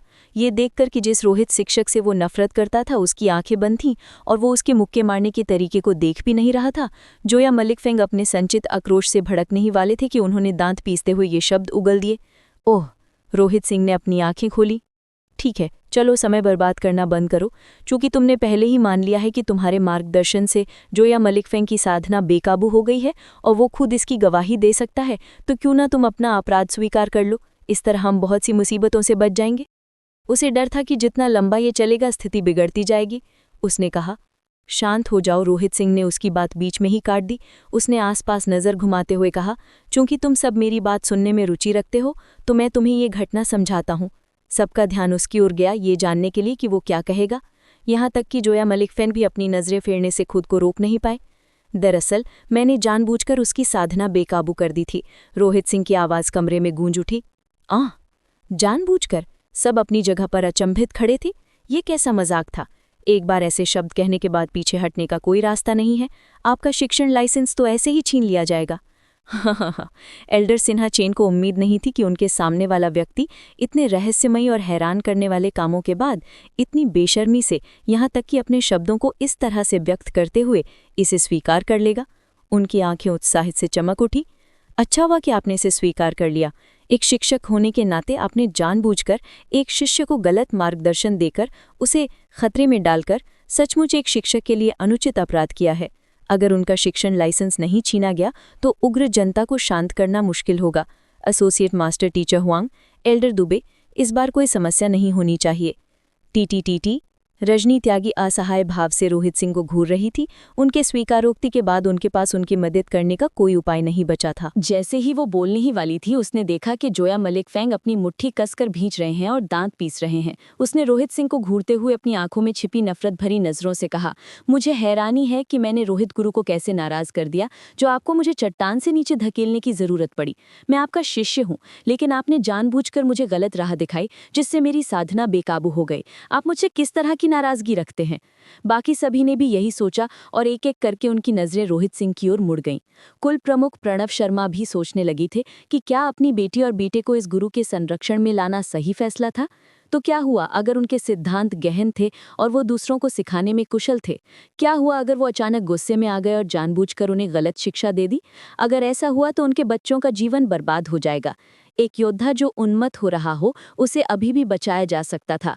हालांकि किसी की साधना जितनी उन्नत होती, उसकी साधना के उन्मत्त होने पर उसे बचाना उतना ही कठिन होता। भीड़ की निगाहों को अनदेखा करते हुए रोहित सिंह ने अपने हाथ पीठ के पीछे कर लिए और उसकी आंखों में एक ऐसे व्यक्ति की नज़र झलक रही थी जो दुनिया को समझ नहीं पा रहा था। आह भरते हुए उसने विलाप किया, आह, लगता है तुम्हें अभी तक समझ नहीं आया, समझे?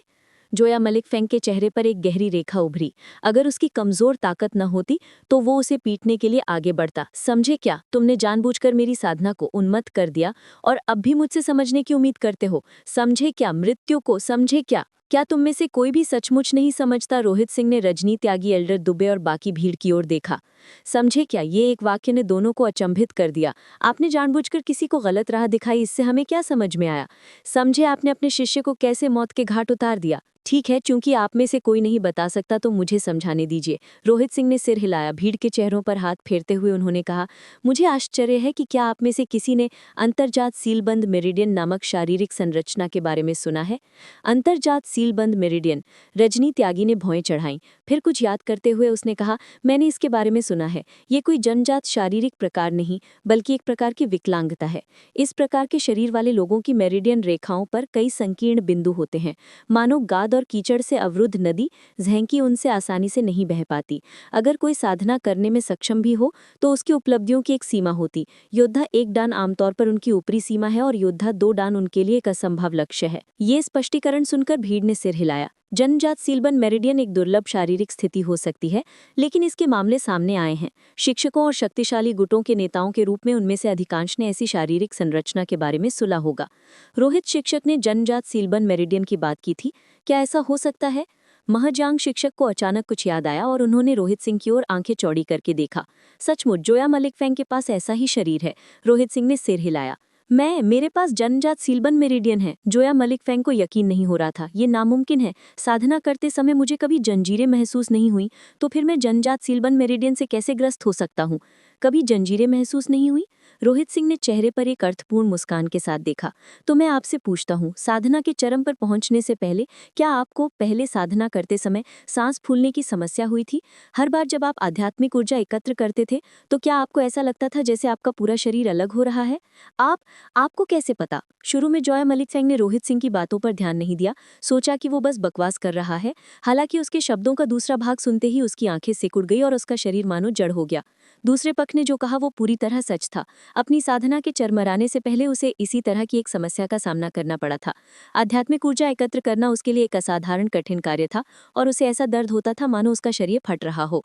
उसे हमेशा यही लगता था कि ये गलत तरीके से साधना करने के कारण था। क्या ये सचमुच उसके पास जन्मजात सीलबंद मेरिडियन होने के कारण था? ऐसा कहा जाता था कि जिसके पास जन्मजात सीलबंद मेरिडियन होता है, उसे ऐसा महसूस होता है कि उसकी मेरिडियन बेड़ियों में जकड़ी हुई है, जिससे उसकी सांस लेने में रुकावट आती है। अगर कोई जबरदस्ती साधना करने की कोशिश करे तो ऐसा दर्द होता है मानो उसका शरीर फट रहा हो। ये सांस लेना शायद उसके शरीर को दर्शाता है। हालांकि उसने इसके बारे में कभी किसी को नहीं बताया, यहाँ तक कि रोहित सिंह को भी नहीं, जब वो उसका शिष्य था। दरअसल उसके माता पिता भी इससे अनजान थे, तो उसे कैसे पता? जोया मलिक फेंग के हाव भाव देखकर सब सिहर गए। क्या ऐसा हो सकता है कि उन्होंने जो कहा वो सच हो? यहाँ तर्क वितर्क थोपना बंद करो। तो क्या हुआ अगर जोया मलिक फेंग के पास जन्मजात सीलबंद मेरिडियन जैसी शारीरिक संरचना है? इसका उनकी साधना के अनियंत्रित होने से क्या लेना देना? एल्डर सिन्हा चैन ने बड़बड़ाया। जन्मजात सीलबंद मेरिडियन एक दुर्लभ शारीरिक स्थिति है जिसके साथ व्यक्ति जन्म से ही होता है। इसका कोई इलाज नहीं है और जिन लोगों को ऐसी समस्याएं होती हैं वो साधना करने में असमर्थ होने के लिए नियत होते हैं। अगर जोया मलिक फेंग को इस तरह की समस्या होती तो वो ज्यादा से ज्यादा विशेषज्ञ बनने की क्षमता की कमी होती। जानबूझकर उनकी साधना को अनियंत्रित करने की कोई जरूरत नहीं थी। तुम्हें लगता है इसका इससे कोई लेना देना नहीं है? रोहित सिंह धीरे से हंसे। तो मैं आपसे पूछता हूँ, किसी की साधना के अनियंत्रित होने के क्या लक्षण है? पागल हो जाना, किसी की आंतरिक ऊर्जा उग्र हो जाएगी और अनियंत्रित हो जाएगी, जिससे व्यक्ति अपनी आत्मचेतना खो देगा और विक्षिप्त स्थिति में चला जाएगा। ये कहते हुए एल्डर सिन्हा चैन अचानक रुक गए। अविश्वास से उनकी आंखें चौड़ी हो गई।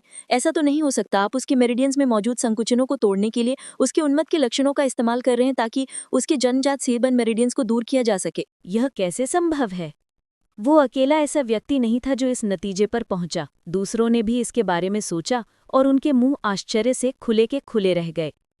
जब कोई उन्मत्त हो जाता है तो उसके शरीर की ऊर्जा नियंत्रण से बाहर हो जाती है। ये सच था कि वो अपनी सामान्य क्षमता से कई गुना ज्यादा शक्ति का प्रयोग कर सकता था, लेकिन वो एक विक्षिप्त अवस्था थी। उसकी साधना पूरी तरह से अपंग हो जाना आसान था।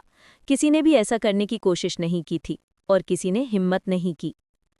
वास्तव में सहज रूप से सीलबंद मेरिडियन पर विजय पाने के साधन के रूप में उन्मत्त होने की कोशिश करना, क्या आप सचमुच ऐसा कर रहे हैं? अगर ये सच है तो आप बहुत ज्यादा साहसी हैं। ऐसी धारणा साधना की पूरी दुनिया में क्रांति ला देगी।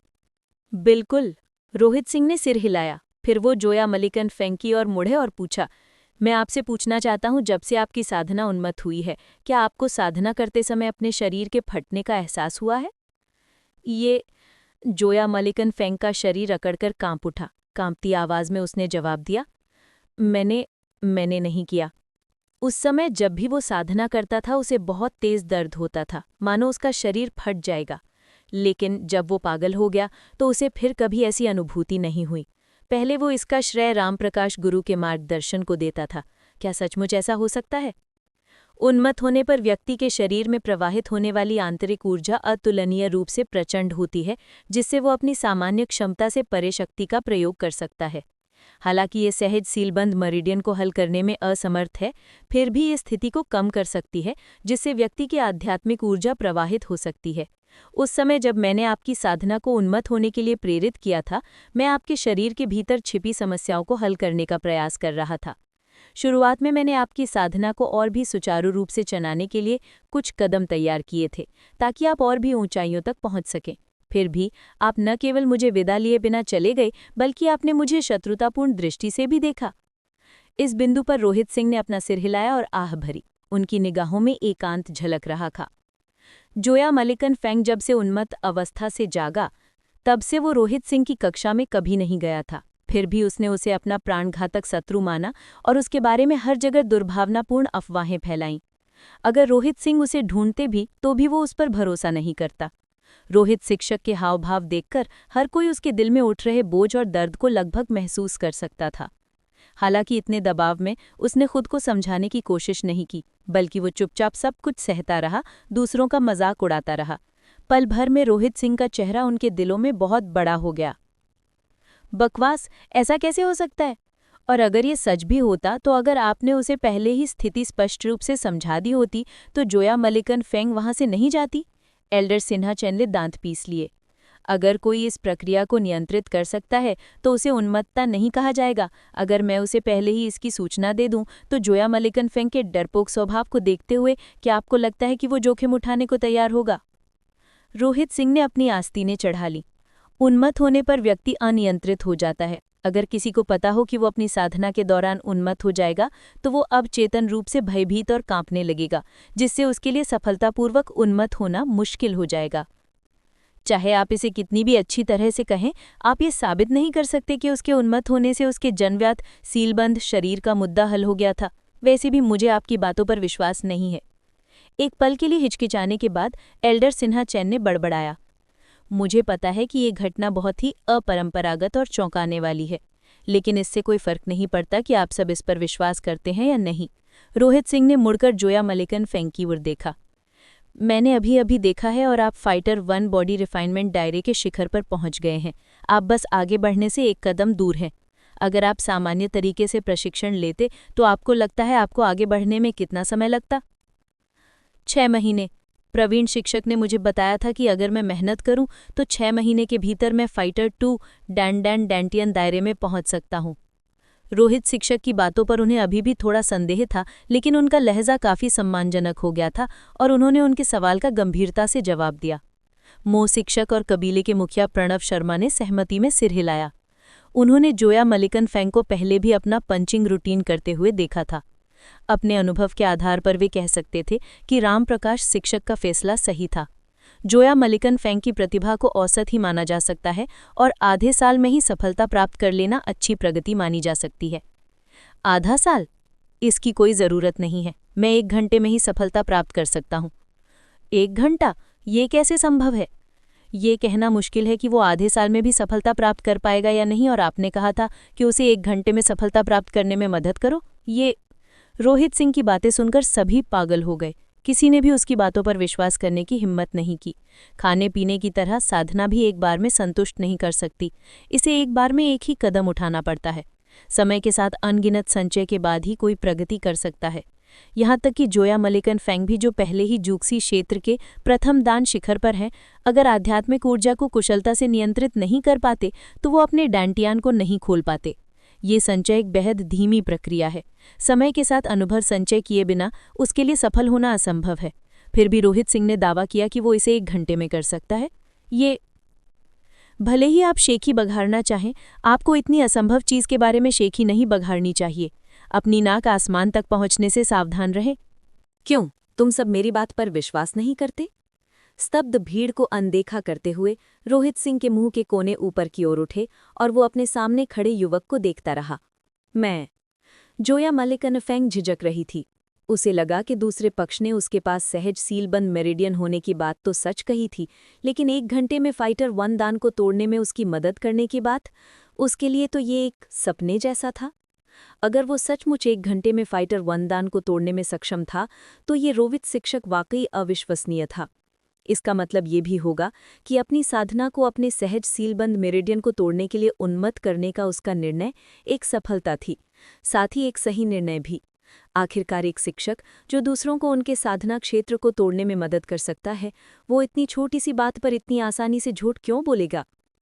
चूंकि वो इस निष्कर्ष पर पहुंच पाया था, इसलिए दूसरे भी पहुंच पाए। धीरे धीरे सबकी निगाहें रोहित सिंह पर टिक गई। मुझ पर विश्वास न करने के लिए मैं तुम्हें दोष नहीं देता। आखिरकार मेरी बातें सुनकर तुम्हारी साधना तो एक बार बेकाबू हो गई थी।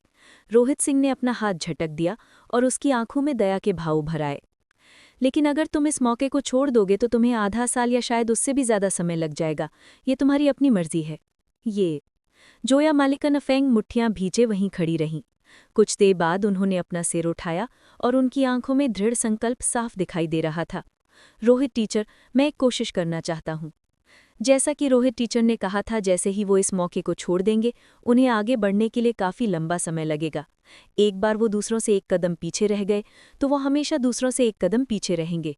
वो हर समय दूसरों के नक्शे कदम पर नहीं चलना चाहते थे। उसे दूसरे पक्ष की बातों पर ज़्यादा भरोसा नहीं था, लेकिन इतने सारे गुरुओं के यहाँ होने के कारण उसे शक था कि ये रोहित गुरु उसकी साधना को एक बार फिर से बेकाबू कर देगा। अच्छा, तुम्हारे इस फैसले पर मुझे बहुत खुशी होगी। सिर हिलाते हुए रोहित सिंह ने आसपास के माहौल पर नज़र दौड़ाई और फिर चांदी की सुइयों से भरा एक डिब्बा उठा लिया। फिर उन्होंने निर्देश दिया, पैरों को क्रॉस करके बैठ जाओ, अपने विचारों को इधर उधर मत भटकने दो। मैं चांदी की सुइयों का इस्तेमाल करके तुम्हारे एक्यू पॉइंट्स को खोल दूंगा ताकि तुम्हारी आध्यात्मिक ऊर्जा के संचय की गति बढ़ जाए। तुम्हें बस डेंटियन क्षेत्र में प्रवेश करने की कोशिश करनी है। ठीक है। अपने दृढ़ संकल्प के साथ जोया मलिकन फेंग ने बिना देर किए पैर क्रॉस करके बैठ गए। रोहित सिंह आगे बढ़े और एक सुई लेकर उसे दूसरे पक्ष के एक्यू पॉइंट में लगा दिया। उसी समय ज़ेनकी का एक ज्वार उमड़ आया। वो जैसे जैसे स्वर्गपथ दिव्यकला की साधना करता गया, उसकी ज़ेनकी खनिज जल की तरह साफ हो गई। जैसे ही वो दूसरे व्यक्ति के शरीर में प्रवेश करती, उसके एक्यू पॉइंट्स की बेड़ियां तुरंत टूट जाती।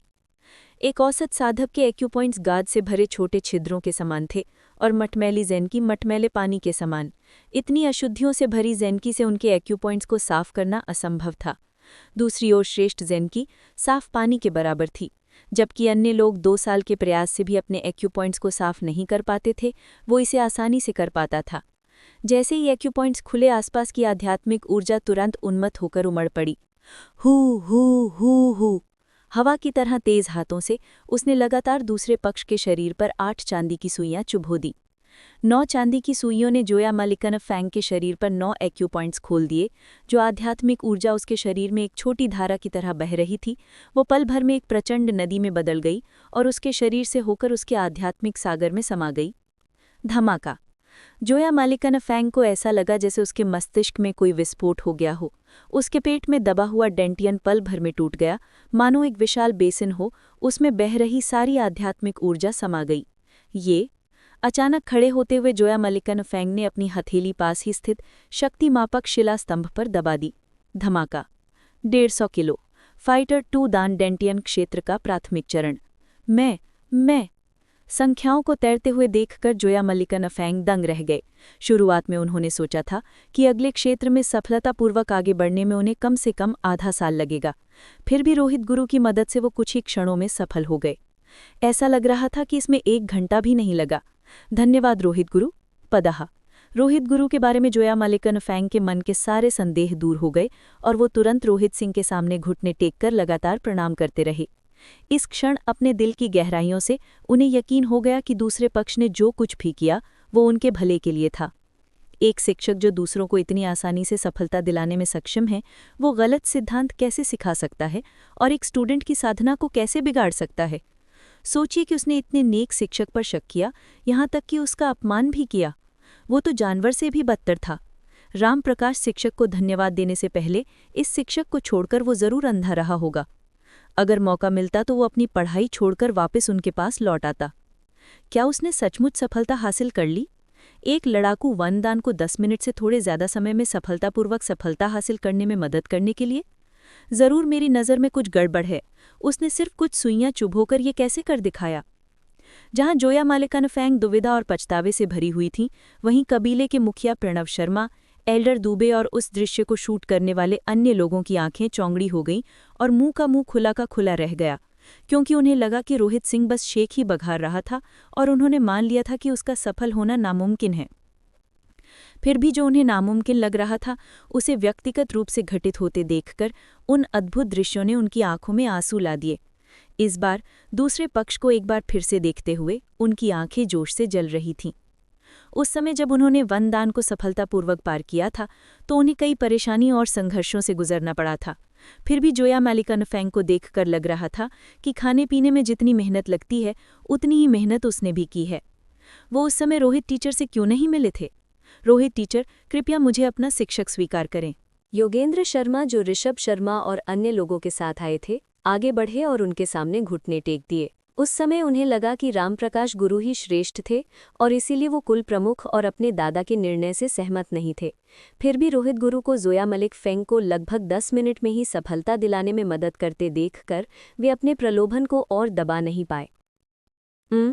रोहित सिंह ने आंखें झपकाई। मुझे पता है कि यानेर की प्रतिभा औसत दर्जे की है, लेकिन मैं रोहित गुरु से विनती करता हूं कि उसे अस्वीकार ना करें। शर्मा कुल के दूसरे बुजुर्ग बाहर चले गए। मुस्कुराते हुए उन्होंने आगे कहा, जब तक रोहित गुरु उसे स्वीकारते हैं, मैं भी आपका शिष्य बनने को तैयार हूं। मुझे यकीन है कि पिक्सुए क्षेत्र के छात्र को स्वीकार करने पर रोहित गुरु का नाम दूर दूर तक फैल जाएगा।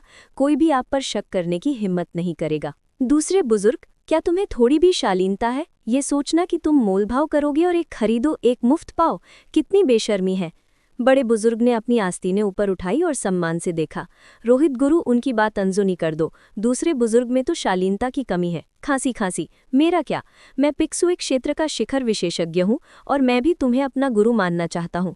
अगर शर्मा कुल के बुजुर्ग होने के कारण तुम्हें असुविधा हो रही है, तो मैं कभी भी संन्यास ले सकता हूँ। इसमें प्रतिस्पर्धा की क्या बात है? तुम सब तो उसके दादा बनने लायक उम्र के हो, फिर भी तुम उसे अपना गुरु मानना चाहते हो। क्या तुम सबको शर्म नहीं आती? बड़े बुजुर्ग और दूसरे बुजुर्ग से इतनी शर्मनाक हरकत की उम्मीद न करते हुए कुल प्रमुख प्रणव शर्मा ने उन्हें डांटा। कुल प्रमुख की डांट सुनकर दोनों के चेहरे लाल हो गए। दरअसल वे अब जवान नहीं रहे और उनकी हड्डियां पहले ही जम चुकी थीं। उनके लिए इसे तोड़ना आसान काम नहीं होगा। ऋषभ शर्मा और योगेंद्र शर्मा ने श्रद्धा से कुल प्रमुख की ओर देखा। हमारे कुल प्रमुख में संयम और बुद्धि है, जो एक नज़र में ही समस्या की जड़ को भांप लेते हैं। हालांकि उनका सम्मान करने से पहले ही उन्होंने कुल प्रमुख प्रणव शर्मा को मुस्कुराते हुए रोहित सिंह की ओर मुड़ते देखा। रोहित गुरु, मैं अभी जवान हूँ, इस साल सिर्फ 42 साल का हुआ हूँ, क्या मैं आपको अपना गुरु मान सकता हूँ? रोहित सिंह, बाकी सब खांसी। चलो भविष्य में गुरुओं को मान्यता देने के विषय पर बात करते हैं। अंत में रोहित सिंह को अराजक स्थिति को स्थिर करने के लिए बोलना पड़ा। एक बार फिर से जोया मलिक फेंग की ओर मुड़कर उन्होंने पूछा, क्या अब भी आपको लगता है कि मैंने आपकी साधना को अस्त व्यस्त कर दिया क्योंकि मैं शिक्षा देने में असमर्थ हूँ? रोहित गुरु से मेरी विनती है कि आपके सत्कार का बदला कृतज्ञता से देने के लिए मुझे क्षमा करें। रोहित सिंह ने संतुष्टि में सिर हिलाया। फिर एल्डर सिन्हा चेन की ओर मुड़कर उन्होंने पूछा, क्या आप और कुछ कहना चाहेंगे? मैं। एल्डर सिन्हा चेन का चेहरा सख्त हो गया।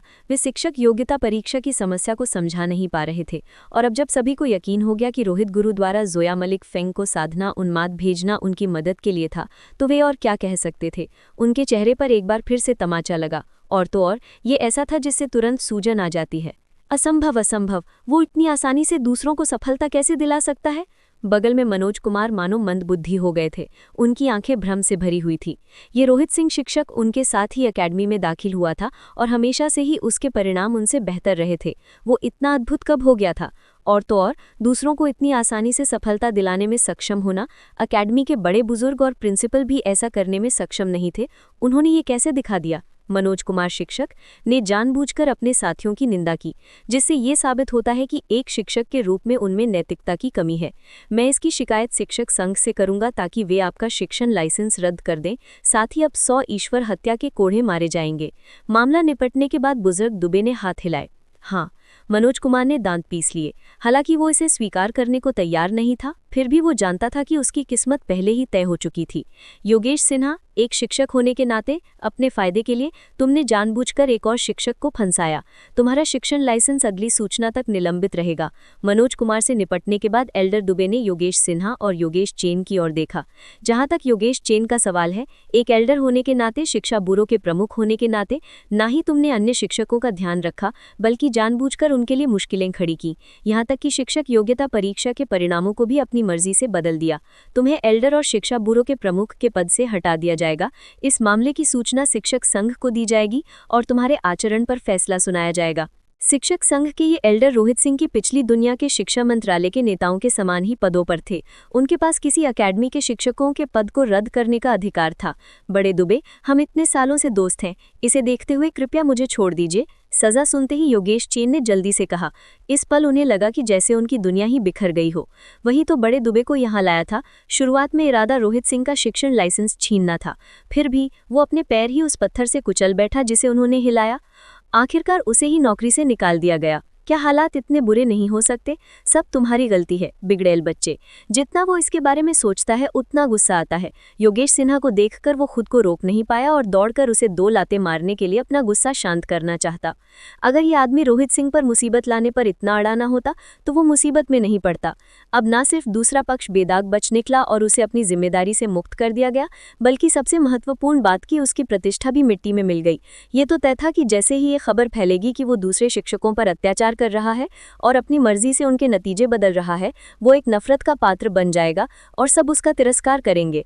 उसने ऐसा नहीं किया, लेकिन पहले किसी को उसकी बातों पर विश्वास तो करना ही था। सब लोगों में से आप अपने दादा को ही क्यों चुनेंगे? तुम्हें छोड़ दूं? एल्डर सिन्हा, हमारी बरसों की दोस्ती की वजह से ही तो मैंने तुम्हें तुम्हारी इज्जत से बख्शा है, वरना अगर मैं तुम्हारे साथियों पर अत्याचार करने की शिकायत टीचर्स गिल्ड से कर दूं तो हो सकता है तुम्हारा टीचिंग लाइसेंस भी छीन लिया जाए। एल्डर दुबे ने ठंडे स्वर में कहा। अब से खुद पर काबू रखना। एल्डर सिन्हा जानते थे कि सामने वाला जो कह रहा था वो सच था। उनके शरीर में कमजोरी छा गई और वे जमीन पर गिर पड़े मानो उनके माता पिता मर गए हों। रोहित टीचर, आज हमने तुम्हें परेशान कर दिया। टीचर्स के बीच ऐसे घटिया इंसान का आना टीचर्स गिल्ड की लापरवाही है। तीनों से निपटने के बाद एल्डर दुबे ने रोहित सिंह की तरफ माफी मांगते हुए देखा। इसकी चिंता मत करो, कभी कभार 1-2 पतित लोगों का आ जाना तो आम बात है। रोहित सिंह ने हाथ हिलाकर इशारा किया कि उन्हें इससे कोई फर्क नहीं पड़ रहा।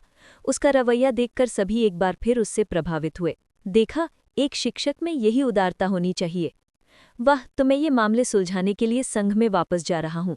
मैं रोहित शिक्षक को इस स्थिति के बारे में स्पष्टीकरण जरूर दूंगा। इसके बाद एल्डर दुबे ने एल्डर सिन्हा चैन को एक पल के लिए घृणा से घूरा और फिर मुड़कर चले गए। रोहित शिक्षक, चलिए हम भी चलते हैं, आपने मुझे अभी तक पेंटिंग नहीं सिखाई है। इस समय मनोज कुमार को इतनी बुरी तरह पीटा जा रहा था कि वो मरणासन हो रहा था। ये देखकर कि यहाँ मामला सुलझ गया है, अभिमन्यु लावल मुस्कुराते हुए उसके पास गया। ठीक है। सिर हिलाते हुए रोहित सिंह बाकी लोगों के साथ एनलाइटनमेंट विल टावर से बाहर निकल चला। सच कहूं तो वो बड़ी मुश्किल से इस स्थिति से बच निकला। अगर शर्मा कुल, अभिमन्यु रावल और रजनी त्यागी समय पर न पहुंचते, तो अगर वो स्थिति को संभाल भी लेते तो भी उन्हें बहुत मेहनत करनी पड़ती, खासकर जोया मलिक के मामले में। दरअसल वो अपनी स्थिति के बारे में पूरी तरह सच नहीं कह रहे थे। जोया मलिक फेंग जिस समस्या से पीड़ित थे वो सहज सीलबंद मेरिडियन नहीं, बल्कि सहज संकीर्ण मेरिडियन थी। सहज संकीर्ण मेरिडियन का अर्थ था कि जहां दूसरे 8 कारों की लेन है, वहीं आप एक साइकिल ट्रैक हैं। ऐसी संकीर्ण मेरिडियन के साथ ये स्वाभाविक था कि जब आध्यात्मिक ऊर्जा प्रवाहित होती तो उन्हें अपना शरीर टुकड़े टुकड़े होते हुए महसूस होता। वास्तव में उनकी साधना की गति काफ़ी धीमी हो जाती, जिससे उनकी भविष्य की उपलब्धियों की एक ऊपरी सीमा बन जाती। हालांकि इसमें और सहज सीलबंद मेरिडियन में एक अंतर्निहित अंतर था। पहला, सहज सीलबंद मेरिडियन किसी के मार्ग में सभी प्रकार की कीलों के होने के समान था, जो आध्यात्मिक ऊर्जा के प्रवाह को पूरी तरह अवरुद्ध कर देता था। दूसरी ओर जन्मजात संकीर्ण मेरिडियन, भले ही किसी व्यक्ति के मेरिडियन संकीर्ण थे, आध्यात्मिक ऊर्जा उनमें प्रवाहित हो सकती थी, जिससे व्यक्ति बिना किसी समस्या के साधना कर सकता था। उसकी साधना के उन्नति होने से उसकी संकीर्ण मेरिडियन चौड़ी हो गई, जिससे उसे और भी आसानी से साधना करने में मदद मिली। यही कारण था कि उसकी साधना में तेजी आई और वो जुक्सी क्षेत्र के शिखर तक पहुंच गया। हालांकि उस घटना ने उसके शरीर को बहुत भारी नुकसान पहुंचाया था। जुक्सी क्षेत्र का शिखर उस समय उसकी सीमा थी, उसके लिए उसे पार करना असंभव था। दूसरे पक्ष की भरपाई करने के लिए रोहित सिंह ने उसे पार करने में मदद करने के लिए एक कदम उठाया। साथ ही उसने अपने शरीर में उसके पिछले स्वभाव द्वारा छोड़े गए आघात को भी दूर किया, जिससे एक ही तीर से 2 पक्षों का शिकार हुआ। कम से कम इस घटना के बाद कोई भी उसके खिलाफ इस उन्मत्त घटना का इस्तेमाल नहीं करेगा। जहां तक इस बात का सवाल है कि उन्होंने जोया मलिक फेंग को सफलता कैसे दिलाई, वास्तव में इसके पीछे का सिद्धांत सरल था। कंपेंडियम मंडप की सभी पुस्तकों को पलटने के बाद उन्होंने स्वर्ग पथ दिव्य कला के 1 दान, 2 दान और 3 दान की रचना कर रही थी। कल रात स्वयं इसकी साधना करने के बाद उन्हें सफलता प्राप्त करने की सही विधि का पूरा ज्ञान हो गया था। इसके अलावा उनके शरीर में उच्च गुणवत्ता वाली ज़ेंकी होने के कारण दूसरे पक्ष को सफलता प्राप्त करने के सही मार्ग पर चलने के लिए मार्गदर्शन देना उनके लिए कोई कठिन कार्य नहीं था। अब से मुझे निष्कासित किए जाने का कोई खतरा नहीं है। अपने दिल का बोझ हल्का होने पर उन्होंने राहत की सांस ली। पराकाष्ठा प्राप्त करने के बाद उन्हें निष्कासन का खतरा था। कई शिष्यों को स्वीकार करने के बाद भी उन्हें ऐसा लग रहा था जैसे उनके ऊपर अशुभ बादल मंडरा रहे हैं। लेकिन इस समय ये खतरा पूरी तरह टल गया था। एनलाइटनमेंट विल टावर से बाहर निकलते हुए उन्होंने योगेंद्र शर्मा को ऋषभ शर्मा की तरह उनकी कक्षा सुनने की अनुमति दे दी और उसके बाद शर्मा परिवार वहां से चला गया। जोया मलिक फेंग ने रोहित शिक्षक को घूरा। स्पष्ट रूप से रोहित सिंह की क्षमताओं ने उन्हें प्रभावित किया था और वो उम्मीद कर रहे थे कि उन्हें एक बार फिर उनके संरक्षण में स्वीकार कर लिया जाएगा। हालांकि रोहित सिंह ने तुरंत इस सुझाव को खारिज कर दिया। क्या मजाक है, मैं एक स्वर्णिम उंगली वाला पारलौकिक हूँ जो देर सवेर मिंगशी बन जाएगा। अगर मैं लोगों को मेरे अधीन आने और अपनी मर्जी से जाने दूं तो क्या ये मेरी गरिमा को ठेस नहीं पहुंचाएगा? मेरे पिछले स्वभाव ने तुम्हें पागल कर दिया था, जबकि मैंने तुम्हें फाइटर 2 डैन में शामिल होने में मदद करके तुम्हारी भरपाई कर दी है।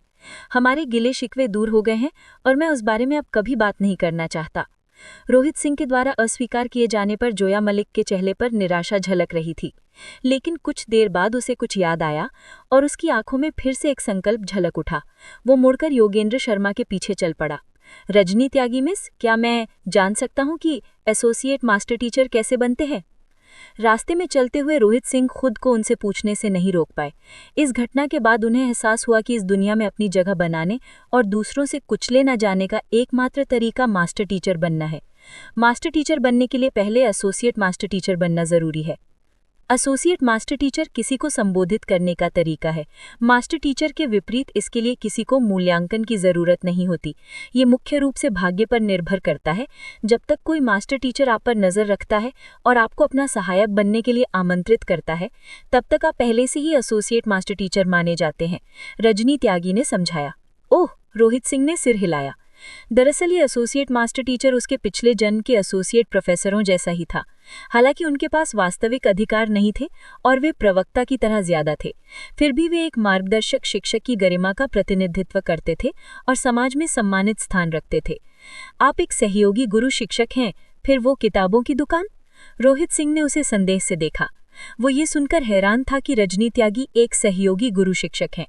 पहले जब उसने देखा कि वो गुरु मनीष कश्यप के घर में बेरोक टोक आती जाती रहती है, तो उसे पता चल गया था कि उसकी पहचान असाधारण है। बस उसे उसकी पहचान इतनी असाधारण होने की उम्मीद नहीं थी। और ये क्या, एक सहयोगी गुरु शिक्षक के रूप में उसकी पहचान बुद्धा अकादमी के वरिष्ठों से भी ज्यादा प्रतिष्ठित थी। उसके लिए बाजार में एक दूरदराज की किताबों की दुकान खोलने का कोई कारण नहीं था।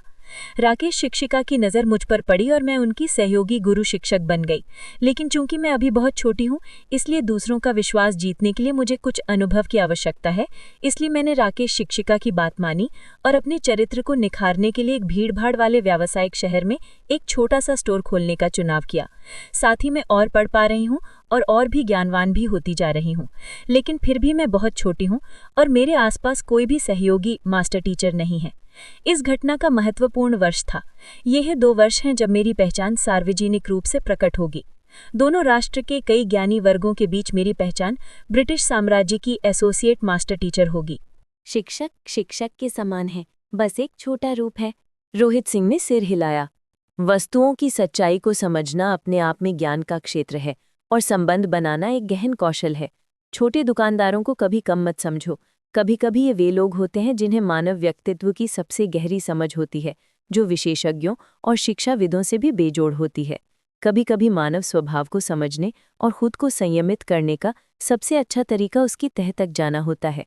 शिक्षक संघ के नेता रजनी त्यागी की बेटी होने के नाते उनके लिए सोने का चम्मच मुंह में लेकर पैदा हुई थी। राकेश जी ने उन्हें ऐसा करने के लिए कहा था ताकि उन्हें निखारा जा सके, साथ ही उन्हें और भी सांसारिक अनुभव दिया जा सके। थोड़ी देर बातचीत करने के बाद उन्हें गुरु और सहयोगी गुरु शिक्षकों के बारे में एक निश्चित समझ प्राप्त हुई। इस दुनिया में शिक्षकों का मार्ग बहुत सम्मानीय था। शिक्षकों का बहुत सम्मान किया जाता था, यहाँ तक कि उनके पिछले जीवन की तुलना में कहीं अधिक। क्या औषध विक्रेता, क्या लोहार, क्या मूल्यांकनकर्ता, ऊपरी 9 मार्गों के अनगिनत व्यवसायों में से कोई भी गुरु शिक्षकों के बराबर नहीं था। हालांकि यह अपेक्षित ही था। चाहे खेतीबाड़ी हो या कोई और व्यवसाय, मार्गदर्शन के लिए एक गुरु की आवश्यकता होती है। अगर कोई अपने गुरुओं का सम्मान ही नहीं करता तो वो सुधार कैसे कर सकता है? ठीक है, गुरु मनीष कश्यप आप सभी की किस बात की परीक्षा ले रहे हैं कि आप सभी को मुझसे शिक्षा लेनी है? शिक्षकों की सामाजिक स्थिति को समझने के बाद रोहित सिंह ने अपने मन में एक और शंका का जिक्र किया। अभिमन्यु रावल शमशेर रावल के छोटे बेटी थे, जबकि रजनी त्यागी शिक्षक संघ के संघ प्रमुख की बेटी थी, और ये तो बताने की जरूरत ही नहीं थी कि वह स्वयं एक सहयोगी गुरु शिक्षिका थी। तार्किक रूप से उनकी सामाजिक स्थिति को देखते हुए किसी और द्वारा उनकी परीक्षा लेने की कोई जरूरत नहीं होनी चाहिए। मास्टर मनीष कश्यप के पास एक पेंटिंग है जिसे उन्होंने अनगिनत सालों से छिपाकर रखा है, जिसका नाम है इंक डेलीली कैनवास। हम दोनों इसे चाहते हैं, इसलिए मास्टर ने जानबूझकर हमारा मूल्यांकन करने के लिए इतना कठिन प्रश्न पूछा है। इंक डेलीली कैनवास? रोहित सिंह ने भौहें चढ़ाई। मास्टर पेंटर मोचेंजी द्वारा बनाई गई इंक डेलीली कैनवास? तुम दोनों में से किसी को भी पेंटिंग्स की समझ नहीं है। तुम इसे क्यों चाहते हो?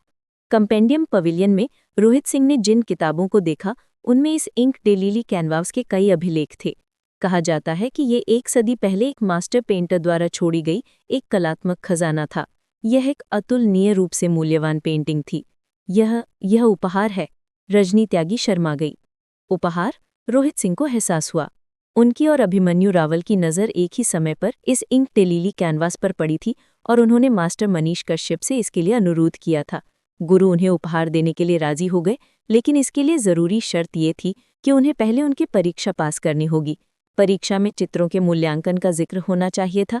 गुरु रोहित, आपको चित्रकला की इतनी गहरी समझ है कि आप बस एक नज़र में ही उसमें छिपी समस्याओं को समझ सकते हैं। क्या आप हमें सिखाएंगे? अभिमन्यु रावल ने उम्मीद भरी नज़रों से देखा।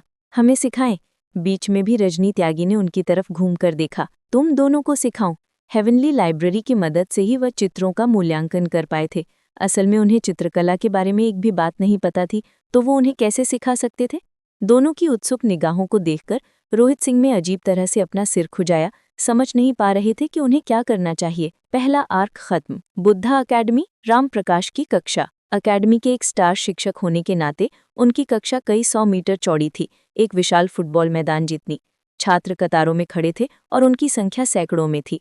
जैसा कि प्रवीण शिक्षक से उम्मीद है, मैंने बाहर अफवाहें सुनी हैं कि अनगिनत छात्र आपका छात्र बनना सम्मान की बात समझते हैं और आपके मार्गदर्शन में दाखिला पाने के लिए जी जान से जुट जाते हैं। लेकिन क्या ये सच होगा? कक्षा में छात्रों की संख्या देखकर एक बुजुर्ग ने अपनी दाढ़ी सहलाते हुए अपने से कुछ ही दूरी पर एक युवक को देखा। वो युवक लगभग 26-27 साल का था। नीले रंग के कपड़े पहने वो ऐसे सीधा खड़ा था मानो कोई भाला आकाश को भेद देगा, और उसके साथ एक घमंडी आभा थी। जहां तक बुजुर्ग की बात है, अगर योगेश सिन्हा यहाँ होते तो वो उन्हें पहचान पाते। वे बुद्धा मंडप के स्वामी एल्डर हरेंद्र शास्त्री थे। आपने मेरी बहुत तारीफ की है बड़े साहब, मैं तो बस उन्हें पालने पोसने की अपनी जिम्मेदारी निभा रहा हूँ। उन्होंने मुझे जरूरत से ज्यादा आंका है। युवक ने हंसा। उसके शब्द भले ही विनम्र हों, लेकिन उसके व्यवहार से आत्मविश्वास और गर्व झलक रहा था। छात्रों के स्तर को देखकर ही साफ पता चल जाता है कि आपको जरूरत से ज्यादा आंका गया है या नहीं। मैंने सुना है कि आवेदन करने के बाद आपकी कक्षा में टॉप 100 में से 70 से ज्यादा छात्रों को दाखिला मिल गया है, और तो ये भी उनकी बातचीत के बाद आयु के मसाल से की के बाद उनकी परीक्षा होने को थी कि वे बैठक के लिए जैसे ही कक्षा में प्रवेश करेंगे तो वे अंदर जाने के लिए अपने पैर को वेतक करेंगे, और तब जैसे ही वे थोड़ा सा अंदर जाएंगे तो उनके कदम बढ़ेंगे और वो और अंदर चला जाएगा, और अब जैसे ही वो अंदर जाएगा तो वो कुछ और कहेगा। तो बेटा भी अपनी दाढ़ी सहलाकर मुस्कुराया। कल जब उन्होंने ये आंकड़े सुने तो वे भी दंग रह गए। एक फाइटर 7 दान बुजुर्ग से प्रशंसा सुनकर शिक्षक राम प्रकाश गर्व से फूल गए। फिर मुड़कर उन्होंने पूछा, बुजुर्ग हरेंद्र शास्त्री हमेशा से व्यस्त रहे हैं, तो आज आपको यहाँ किस हवा ने खींच लाया है? क्या ऐसा हो सकता है कि आपके पास कोई ऐसी चीज़ हो जिसके लिए मेरी मदद की ज़रूरत हो? जब तक वे मेरी क्षमता के दायरे में है, मैं अपना सर्वश्रेष्ठ बन सकूंगा। उन्हें विश्वास नहीं था कि उनके जैसा शक्तिशाली बुजुर्ग यहाँ सिर्फ बातचीत करने के लिए आएगा। वैसे मुझे आपको परेशान करने की ज़रूरत है। मैं आपके पिता का पुराना दोस्त हूँ और मैंने आपको बड़ा होते देखा है। मुझे पता है कि आप एक नेक इंसान हैं, इसलिए मैं आपसे अनुरोध करने आया हूँ कि आप मेरे लिए एक शिक्षक की खोज करें। मैं आपके पिता का जिक्र मत करो, वे बहुत जिद्दी हैं। यह देखकर कि दूसरा पक्ष भावनाओं का खेल खेल रहा है, प्रवीण शिक्षक ने भौहें चढ़ाईं। आप चाहते हैं कि मैं किस शिक्षक की खोज करूं? रोहित सिंह, बुजुर्ग हरेंद्र शास्त्री ने कहा। रोहित सिंह के साथ बुद्धा टैवन में हुई उस घटना के बाद उसका धंधा अब नाम मात्र का रह गया था। उसके मन में पहले से ही क्रोध की आग भड़क रही थी। अगर अपनी अस्मिता की परवाह न होती तो वो पहले ही दूसरे पक्ष के घर जाकर उसे पीटता। रोहित सिंह, तुम्हारा मतलब वही है जिसने शिक्षक योग्यता परीक्षा में 0 अंक प्राप्त किए और जोया मलिक फैंग की साधना को चौपट कर दिया? रामप्रकाश ने देखा। वो उस रोहित शिक्षक के कई शानदार कामों के बारे में पहले ही सुन चुका था, और तो और उसने अपने एक शिष्य को भी स्वीकार किया था, तो उसे इसकी जानकारी कैसे नहीं हो सकती थी? सचमुच? हरेंद्र शास्त्री ने सिर हिलाया। वो तो एक घटिया शिक्षक है, उसे देर सवेर नौकरी से निकाल ही दिया जाएगा। क्या शास्त्री को उससे कोई दुश्मनी है? रामप्रकाश हैरान था। एक तरफ एक प्रतिष्ठित शिक्षक था जो अकादमी के प्रधानाचार्य पद के लिए प्रतिस्पर्धा कर सकता था, वहीं दूसरी तरफ एक शिक्षक जिसे कभी भी नौकरी से निकाला जा सकता था। दोनों बिल्कुल अलग दुनिया में रहते थे, तो उनका एक दूसरे से रिश्ता कैसे हो सकता था? बस कुछ मामूली बातें हैं। मैंने सुना है कि शिक्षा ब्यूरो ने उन्हें अल्टीमेटम दे दिया है। अगर वे इस स्कूल सत्र में किसी भी छात्र को स्वीकार नहीं करते तो उनका शिक्षण लाइसेंस रद्द कर दिया जाएगा और उन्हें अकादमी से निकाल दिया जाएगा। इसलिए मैं प्रवीण शिक्षक को ये देखने के लिए परेशान करना चाहता हूँ कि क्या आप उनके छात्रों को अपने संरक्षण में स्वीकार कर सकते हैं? एल्डर हरेंद्र शास्त्री ने अपनी यात्रा का उद्देश्य बताया। यहाँ आने से पहले ही उन्होंने रोहित सिंह के मामलों की जांच कर ली थी, जिसमें ये तथ्य भी शामिल था कि उन्होंने इस स्कूल सत्र में 5 छात्रों को भर्ती किया था। दूसरा पक्ष एक शिक्षक था और इस पहचान ने उनकी रक्षा की, जिससे एल्डर के पास उनसे निपटने का कोई साधन नहीं बचा। हालांकि जैसे ही उन्होंने ये पहचान खो दी, क्या वे उनके वध के लिए नहीं थे? मेरे संरक्षण में स्वीकार करें? रामप्रकाश को उम्मीद नहीं थी कि दूसरा पक्ष इस तरह के मामले में उनकी तलाश करेगा। सचमुच? बुद्ध अकादमी के स्टार शिक्षक होने के नाते शायद आप ही ऐसा करने में सक्षम हैं। अगर आप ऐसा इरादा जाहिर करते हैं तो उनके कुछ छात्र शायद उनकी कक्षाओं से हटकर आपकी शरण में आ जाएंगे। एल्डर हरेंद्र शास्त्री हंसे। ऐसे शिक्षक के साथ काम करना मुश्किल होता है जिसके पास छात्र हों। अगर उसके पास कोई छात्र न हो तो चीजें इतनी जटिल नहीं होती। रामप्रकाश हिचकिचाए। झिझकने की कोई बात नहीं है। क्या आप जोया मलिक फैन को भूल गए? अगर आप रोहित सिंह को छात्रों को ऐसे ही पढ़ाते रहने देंगे तो इतिहास खुद को दोहराएगा। और उनके छात्रों की जिंदगी बर्बाद हो जाएगी। आप उन्हें यहाँ लाकर उन्हें बचा रहे हैं। एल्डर हरेंद्र शास्त्री ने उनकी हिचकिचाहट देखकर तुरंत उन्हें एक और धक्का दिया। ठीक है, मैं इस मामले में आपकी मदद करूंगा। मैं आज ही छात्रों को उनके संरक्षण में स्वीकार करने का अपना इरादा जाहिर करूंगा। रामप्रकाश ने सिर हिलाया। वाह! बुजुर्ग हरेंद्र शास्त्री की आंखें चमक उठीं और उनके दिल में उत्साह की लहर दौड़ गई। अब जबकि प्रवीण शिक्षक मान गए थे, उन्हें रोहित सिंह का निराश और हताश चेहरा साफ दिखाई दे रहा था। चूंकि उसने बंद होने की कगार पर बुद्ध मंडप छोड़ने की हिम्मत की थी, इसलिए वो धीरे धीरे उसके साथ खेलेगा और उसे दिखाएगा कि असली डर का मतलब क्या होता है। जैसे ही वो मन ही मन इस बात पर खुश हो रहा था और सोच रहा था कि उसे सजा देने के लिए क्या करना चाहिए, एक नया छात्र दौड़कर आया। प्रवीण गुरु! रामप्रकाश के सामने खड़े होकर वो घुटनों के बल बैठ गया। योगेंद्र शर्मा, क्या हुआ? इस युवक को देखकर रामप्रकाश मुस्कुराया और सिर हिलाया। ये योगेंद्र शर्मा इस नए छात्रों के समूह के कुछ सबसे प्रतिभाशाली लोगों में से एक था। इसके अलावा वो शर्मा कुल के दूसरे ज्येष्ठ का पोता था। इस प्रकार एक सम्मानित पद पर आसीन था। उसे भी ऐसे प्रतिष्ठित छात्र को स्वीकार करने में गर्व महसूस हुआ।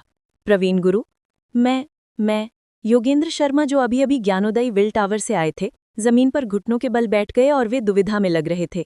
क्या आपको अपनी साधना में कोई परेशानी हुई है? बेझिझक बोलिए। उसे हकलाते देखकर रामप्रकाश ने गर्व से कहा।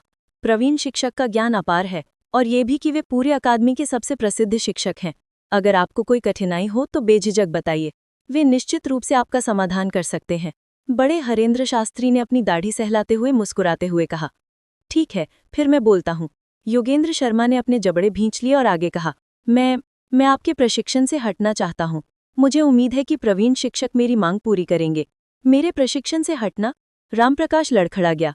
अविश्वास से उसकी आंखें चौड़ी हो गई। दूसरे लोग उसके अधीन भर्ती होने के लिए आपस में झगड़ते थे, और फिर ये आदमी अपने प्रशिक्षण से हटना चाहता है। क्या तुम सचमुच ऐसा कह रहे हो? बुद्ध अकादमी में कई वर्षों से पढ़ाने के बाद उन्हें ऐसी स्थिति का सामना कभी नहीं करना पड़ा था। हाँ, अब जबकि बात खुल गई तो योगेंद्र शर्मा ने राहत की सांस ली और जल्दी से अपना सिर हिला दिया। क्या आपके पास कुछ ऐसा है जिसके बारे में बात करना आपको मुश्किल लगता है, या किसी और ने आपको धमकाया था? नहीं, ये मैंने अपनी मर्जी से चुना है, योगेंद्र शर्मा ने कहा। तुम्हें पता है कि मेरे प्रशिक्षण से हटने के बाद इस अकादमी में कोई भी दूसरा शिक्षक तुम्हें स्वीकार नहीं करेगा, ऐसा है ना? ये सुनकर कि उन्होंने अपनी मर्जी से ये चुनाव किया है, रामप्रकाश ने अपनी बात आगे रखी। वे अकादमी के सबसे प्रसिद्ध शिक्षक थे। कोई दूसरा शिक्षक ऐसे छात्र को स्वीकार करने की हिम्मत कैसे कर सकता है जो उनके प्रशिक्षण से हट गया हो? जब तक मैं आपके प्रशिक्षण से हटता हूँ, मैं रोहित सिंह शिक्षक के पाठ सुन पाऊंगा। ये मेरे लिए एक अवसर है, इसलिए मैं उम्मीद करता हूँ कि प्रवीण शिक्षक मेरी इच्छा पूरी करेंगे। रोहित सिंह शिक्षक के पाठ सुनने के लिए मेरे प्रशिक्षण से हटना, ये शब्द सुनकर रामप्रकाश के चेहरे पर एक कब्ज जैसा भाव उभर आया। मुख खुला और आंखें गोल गोल घुमाते हुए उसे ऐसा लग रहा था जैसे दुनिया में कुछ गड़बड़ हो गई हो। सिर्फ रामप्रकाश ही नहीं, बल्कि एल्डर हरेंद्र शास्त्री भी अचानक आई घटनाक्रमों से जूझते हुए महसूस कर रहे थे। क्या रोहित सिंह पूरी अकादमी के सबसे बुरे शिक्षक नहीं थे? अभी कुछ देर पहले ही तो उसने कहा था कि अगर वो अपने छात्रों को स्वीकार करने में अपनी रुचि की बात फैला दे तो वे दौड़े चले आएंगे। हालांकि उसने सपने में भी नहीं सोचा होगा कि उसके कदम उठाने से पहले ही जिन छात्रों से उसे बड़ी उम्मीदें थीं, उनमें से एक दौड़कर उसके पास आ गया होगा। अगर दूसरे पक्ष ने तुम्हें स्वीकार कर लिया होता तो बात अलग है, लेकिन उसके पाठ सुनने के लिए? अरे क्या तुम सच में मेरे साथ मजाक नहीं कर रहे हो? इसका मतलब है कि तुम्हारा कोई पद ही नहीं है। मेरे सीधे शिष्य होने के बजाय तुमने किसी और का पाठ सुनने के लिए दौड़कर आना पसंद किया। रामप्रकाश को ऐसा लगा जैसे उसके चेहरे पर जोरदार थप्पड़ पड़ा हो और उसका रंग उड़ गया हो। मुझे उम्मीद है कि प्रवीण गुरु मेरी मांग पूरी करेंगे, योगेंद्र शर्मा ने जल्दी से विनती की। तुम? काफी देर बाद दूसरे पक्ष के चेहरे पर गंभीर भाव देखकर उसे एहसास हुआ कि दूसरा पक्ष गंभीर है।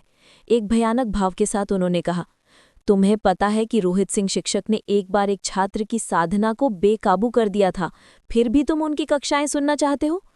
मुझे पता है, फिर भी मैं सुनना चाहूंगा। योगेंद्र शर्मा ने सिर हिला दिया।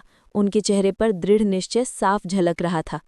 अभी कुछ देर पहले ही उन्होंने रोहित शिक्षक की अद्भुत क्षमताओं की एक झलक देखी थी, जिससे उनके दादा भी दंग रह गए थे। इस समय उनका दिल रोहित सिंह के साथ था। दूसरे पक्ष का दृढ़ निश्चय देखकर रामप्रकाश का चेहरा और भी गहरा हो गया। बगल में खड़े कुछ छात्रों की ओर इशारा करते हुए उन्होंने कहा, जोया मलिक फेंग को बुलाओ। प्रवीण शिक्षक। थोड़ी देर बाद जोया मलिक फेंग आ गईं। योगेंद्र शर्मा कह रहे हैं कि वे रोहित सिंह शिक्षक की कक्षाएं सुनने के लिए मेरे प्रशिक्षण से हटना चाहते हैं। उन्हें बताएं कि जब आप उनके अधीन साधना करते थे तो कैसा लगता था और उन्हें बताएं कि उनका ये निर्णय कितना मूर्खतापूर्ण है। रामप्रकाश ने अपनी आस्तीनें उछाल दी। जोया मलिक फेंग कुछ नहीं बोले, बल्कि घुटनों के बल बैठकर लगातार प्रणाम करते रहे। क्या हुआ? क्या तुमने पहले भी ये घटना बार बार नहीं सुनाई थी? रामप्रकाश ने भौहें चढ़ाईं। जोया मलिक फेंग, जिस छात्र की साधना रोहित सिंह ने बिगाड़ दी थी, इस मामले में सबसे ज्यादा बोलने वाले थे। पहले वो अक्सर रोहित शिक्षक के बारे में बुरा भला कहते थे, लेकिन रोहित उन्हें रोक देते थे। हालांकि अब मैं उन्हें बोलने की आज़ादी दे कहा था, फिर भी वो ऐसा करने से हिचकिचा रहे थे, मानो उनके मन में कोई बात चल रही हो। प्रवीण शिक्षक, दरअसल योगेंद्र शर्मा की तरह मैं भी रोहित शिक्षक के पाठ सुनना चाहता हूँ। आखिरकार अपने इरादे पर अड़ते हुए जोया मलिक फेंग ने कहा। तुम भी जाना चाहते हो? कठोर चेहरे के साथ रामप्रकाश लगभग लड़खड़ाते हुए जमीन पर गिर पड़े। क्या उनकी वजह से तुम्हारी साधना नहीं बिगड़ी थी? तुम्हें उस पर गुस्सा नहीं आता है?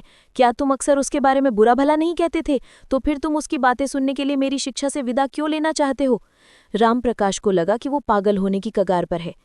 रोहित शिक्षक मेरे उपकारक हैं। पिछली बार उन्हें बिना विदा लिए छोड़ देने के लिए मुझे बहुत ग्लानि हो रही है। मुझे उम्मीद है कि प्रवीण शिक्षक मेरी इच्छा पूरी करेंगे। जोया मलिक फेंग ने सम्मानपूर्वक कहा। उपकारक? उपकारक तुम्हारा सिर? अपनी साधना को उन्मत्त करके बिना विदा लिए चले जाना? साफ दिख रहा है कि तुम उससे बचने की कोशिश कर रहे थे, ठीक है? दोषी, जब तुम रोज रोहित सिंह शिक्षक का अपमान करते थे तो मुझे तुम में अपराध बोध का एक अंश भी नहीं दिखाई दिया। रामप्रकाश का मन पागल सा हो गया। ठीक है, चूंकि तुम दोनों ने अपना मन बना लिया है तो मैं तुम दोनों को अपने संरक्षण से हटा देता हूँ। दोनों ये टोकन लेते हुए उसने अपनी उंगली काटी और दोनों पर ताज़ा खून की बूंदें टपका दी। अकादमी के स्टार शिक्षक होने के नाते रामप्रकाश एक घमंडी इंसान थे। चूंकि उनके ये दोनों छात्र पहले ही अपना मन बना चुके थे, इसलिए रोकने से वे उनसे नाराज हो जाएंगे। अगर ऐसा है तो बेहतर होगा कि वे उन्हें जाने ही दें। धन्यवाद गुरुजी। ये टोकन लेते हुए और ये पुष्टि करते हुए कि वे रामप्रकाश के शिक्षक के संरक्षण से हटा दिए गए हैं, योगेंद्र शर्मा और जोया मलिक फेंग की आंखें एक साथ चमक उठी। तुम दोनों अब मेरे छात्र नहीं हो, अब तुम जा सकते हो। अपने गुस्से को जो फूट नहीं वाला था दबाते हुए रामप्रकाश ने उन्हें दूर जाने का इशारा किया। हाँ, वे दोनों बाहर चले गए। धिक्कार, धिक्कार! उन्हें जाते देख रामप्रकाश दहाड़ा। वो कौन था? बुद्ध अकादमी का नंबर 1 स्टार शिक्षक। अनगिनत छात्र उसके छात्र बनने के लिए एक दूसरे से होड़ कर रहे थे और उसे उनमें से एक को चुनने से पहले सोच विचार करना पड़ा था। उसने सोचा कि अकादमी में कोई भी उसके छात्रों को अपनी ओर नहीं खींच पाएगा, लेकिन सिर्फ एक नहीं बल्कि 2-2 छात्र एक साथ उससे छीन लिए गए। और इतना ही नहीं, अगर इन छात्रों को उससे छीनने वाला सौरभ शर्मा या कोमल कपूर होता तो वो इस मामले को छोड़ सकता था, लेकिन ये तो वही था जिसने अपनी शिक्षक योग्यता परीक्षा में 0 अंक प्राप्त किए थे, और वो व्यक्ति जो अकादमी में सबसे निचले पायदान पर था। उसे जो अपमान का गहरा एहसास हो रहा था, उसने उसे बेचैन कर दिया। और हाँ, उसने अभी एल्डर हरेंद्र शास्त्री के दूसरे पक्ष के छात्रों को अपनी ओर खींचने के अनुरोध पर सहमति जाहिर की थी, लेकिन इससे पहले कि वो कोई कदम उठा पाता, दूसरे पक्ष ने उसके छात्रों को अपनी ओर खींचने में सफलता हासिल कर ली। अगर उसकी मर्यादा और अपनी पहचान की चिंता न होती तो वो इस रोहित सिंह को पीटने के लिए दौड़ पड़ता। रमेश यादव। अपना गुस्सा थोड़ा निकालने पर रामप्रकाश का गुस्सा थोड़ा ठंडा हुआ। वो अपने छात्र को बुलाने के लिए मुड़ा। प्रवीण शिक्षक। एक 16-17 साल का नौजवान बाहर आया। रमेश यादव वो छात्र जो इस साल की प्रवेश परीक्षा में चौथे स्थान पर था। वो इस सेमेस्टर में स्वीकार किए गए सबसे प्रतिभाशाली छात्रों में से एक था।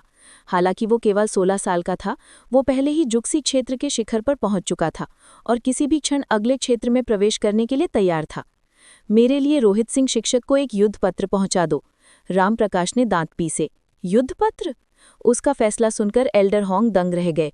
फिर उन्हें एहसास हुआ और उन्होंने पूछा, क्या ये हो सकता है कि इस फ्रेशमैन टूर्नामेंट के दौरान आप? सचमुच? अपने छात्रों को ठगने की हिम्मत करने पर मैं रामप्रकाश ने कभी इतना अपमान नहीं सहा। शिक्षक रामप्रकाश ने हाथ हिलाया। फिर अपनी मुट्ठी कसकर भींचते हुए उन्होंने आगे कहा, चूंकि उसने मुझ पर हमला करने की हिम्मत की है तो उसे मेरे गुस्से का सामना करने का भी कोई रास्ता ढूंढना चाहिए। इसके बाद उन्होंने मेज से एक कागज उठाया और उस पर लिखा, इसे रोहित सिंह को दे दो। उससे कहो कि मैं उसे आधे महीने बाद फ्रेशमैन टूर्नामेंट के दौरान शिक्षक मूल्यांकन के लिए चुनौती दूंगा। उससे पूछो कि क्या वो मेरी चुनौती स्वीकार करने की हिम्मत करता है या नहीं। अगर वो हिम्मत नहीं करता तो उसे कहो कि वो मेरे पीछे ऐसी ओछी हरकतें कभी न करे। रामप्रकाश ने शान से अपनी आस्तीनें चढ़ा दी। हर साल फ्रेशमैन के दाखिले के आधे महीने बाद एक फ्रेशमैन टूर्नामेंट आयोजित किया जाता था। इस टूर्नामेंट में छात्रों को अपनी प्रतिभा और सुधार दिखाने का मौका मिलता था। ये छात्रों के लिए अपने साथियों की तुलना में अपनी योग्यता दिखाने का एक मंच था। जहाँ तक शिक्षक मूल्यांकन का सवाल है, ये अलग-अलग शिक्षकों के बीच एक संघर्ष था।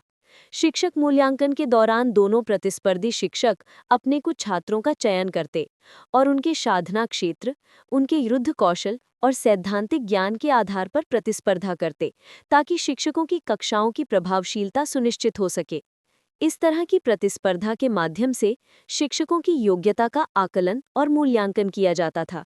बाहरी लोगों की नज़र में शिक्षक रामप्रकाश द्वारा रोहित सिंह को चुनौती देना एक तरफा कत्लेआम था। हाँ, रमेश यादव की आंखें श्रद्धा से चमक उठीं। शिक्षक मूल्यांकन के परिणामों ने संबंधित शिक्षकों के गौरव और सम्मान को प्रभावित किया। परिणाम स्वरूप ऐसी चुनौतियां आमतौर पर निजी तौर पर आयोजित की जाती थीं। प्रवीण शिक्षक शायद एकमात्र ऐसे शिक्षक थे जो इतने आत्मविश्वासी और गौरवान्वित थे कि सीधे दूसरे शिक्षक को आमने सामने युद्ध पत्र भेज सके। अपने आदर्श से जैसी उम्मीद की जाती थी, वे बेहद विनम्र थे। जब भी उन्हें गुस्सा आता, वे अपनी भावनाओं को दबाने की जरूरत ही नहीं डालते, अपना असंतोष व्यक्त करते। वे उनके आदर्श थे। जाओ, रामप्रकाश ने उन्हें आगे बढ़ाया। रमेश यादव ने सिर हिलाया, मुड़कर चले गए। क्या तुम सचमुच एक शिक्षक चुनौती आयोजित करने का इरादा रखते हो? एल्डर हरेंद्र शास्त्री पास आए और पूछा। इतना ही नहीं, मैं उसके साथ एक शर्त भी रखना चाहता हूँ। अगर वो हार गया तो उसके संरक्षण में आने वाले सभी छात्र मेरे पास आ जाएंगे। रामप्रकाश की आंखों में एक चमक आ गई। जब से वो शिक्षक बना है, उसका जीवन सुखमय रहा है।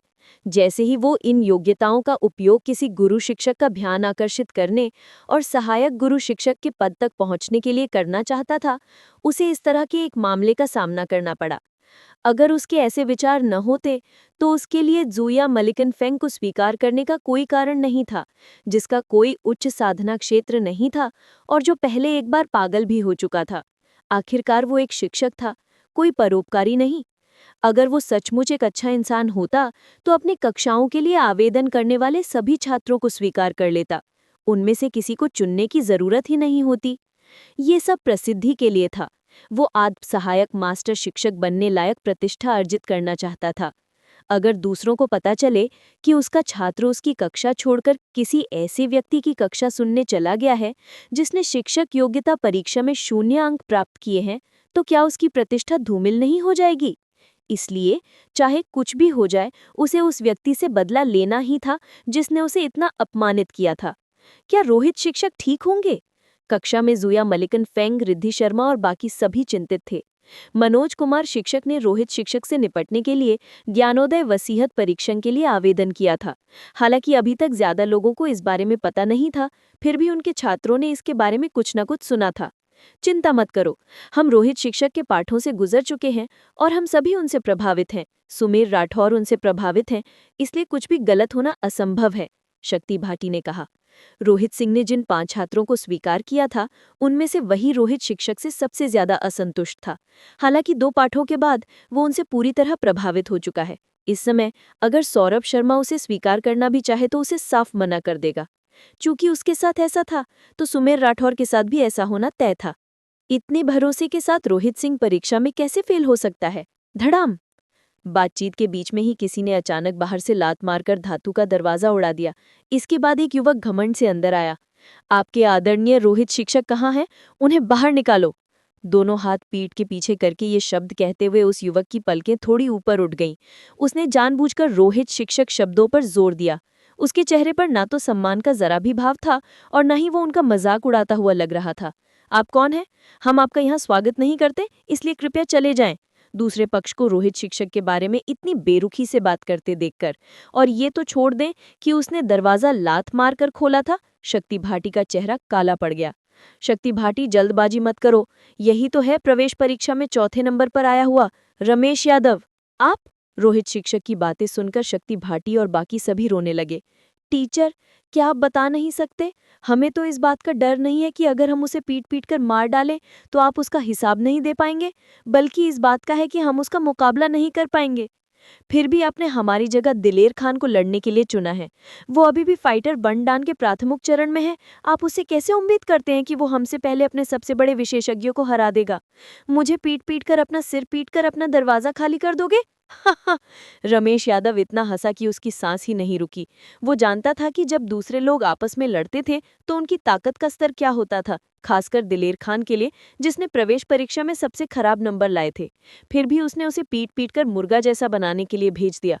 उसने बहुत पहले ही सुना था कि रोहित शिक्षक पढ़ाने में बहुत बुरा है, लेकिन उसने ये नहीं सोचा था कि उसकी विवेक दृष्टि भी इतनी भयानक होगी। जिसके बाद आंखों में थोड़ा सा उपहास के साथ उसने कहा, ठीक है, अगर तुम में से कोई मुझे हरा दे तो ना सिर्फ मैं तुम्हारे दरवाजे का किराया चुकाऊंगा, बल्कि उसे 1000 स्वर्ण मुद्राएं भी दूंगा। जैसा कि कहावत है, गरीब पढ़ाई करते हैं और अमीर ट्रेनिंग करते हैं। रमेश यादव का इतनी कम उम्र में इतना जबरदस्त दमखम दिखाना उनके परिवार की दौलत को दर्शाता है। 1000 सोने के सिक्के कोई छोटी रकम नहीं थी, लेकिन फिर भी वो आसानी से निकाल सकते थे। जो तुम्हें हरा देगा तुम उसकी भरपाई करोगे? रोहित सिंह ने पूछा। बिल्कुल।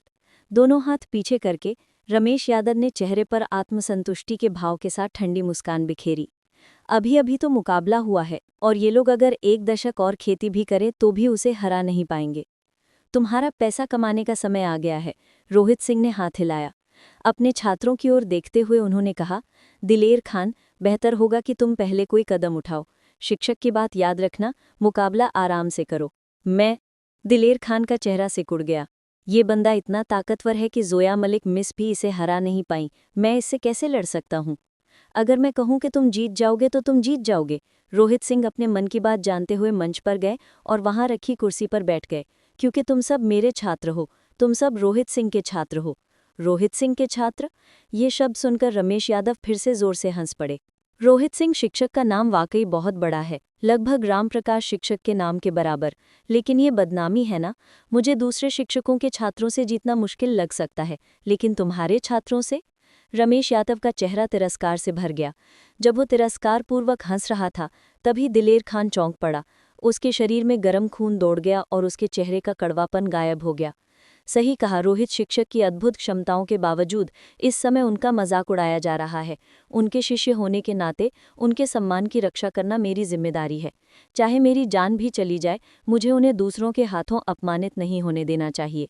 इस समय उनके दिल में जोश भर आया और अब उनका डर खत्म हो गया। इसीलिए वो आगे बढ़े, उनके खिलाफ कदम उठाने के लिए तैयार। जल्दबाजी मत करो। ये देखकर कि वो तेजी से आगे बढ़ने ही वाला है, रोहित सिंह ने उसे रोकने के लिए एक बार फिर हाथ हिलाया। क्यों? क्या रोहित शिक्षक अपनी बात से मुकरने का इरादा रखते हैं? रमेश यादव हंसा। अपनी बात से मुकर जाओगे? रोहित सिंह ने अपना सिर हिलाया। तुम बहुत ज्यादा सोच रहे हो। दिलेर खान बहुत ही अविश्वसनीय है। अगर वो गलती से तुम्हें मार दे तो मुझे ये अच्छा नहीं लगेगा। दिलेर खान, आओ, मैं तुम्हें 3 बुनियादी मुक्केबाजी सिखाऊंगा। 3 बुनियादी मुक्केबाजी? दिलेर खान और बाकी लोग इस बात से हैरान थे कि उनका ये शिक्षक क्या करने जा रहा है। आखिरी मिनट की ट्रेनिंग? अभी युद्ध की तकनीकें सीखना? मुझे डर है कि बहुत देर हो चुकी है। रमेश यादव घृणा से भर गए। ये क्या मजाक है?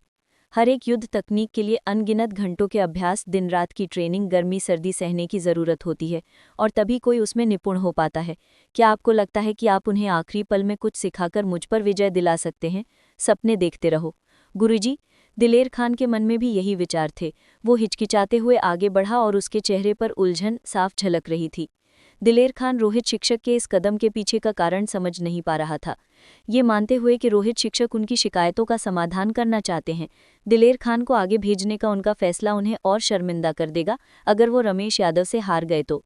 सुमेर राठौड़ ने आत्मज्ञान वसीयत परीक्षण में घटित घटनाओं को अपनी आंखों से देखा था।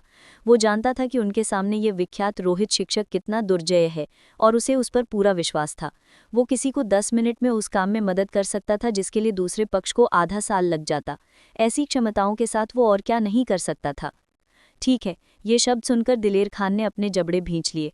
क्योंकि उसे कुछ देर पहले पीटा गया था, इसीलिए सबसे बुरी स्थिति तो यही हो सकती थी कि उसे एक बार फिर पीटा जाए। खैर, उसकी चमड़ी मोटी थी और वो मार सहने को तैयार थी, इसीलिए उसे डरने की कोई बात नहीं थी। तुम में से कुछ लोगों को भी इसे सीखना चाहिए, इससे बाद में तुम सबको शर्त जीतने में मदद मिलेगी। रोहित सिंह ने जोया मलिक और बाकी लोगों की तरफ देखा। हाँ, वो 5 वहां आ गए। ध्यान से देखो, ये पहली चाल है।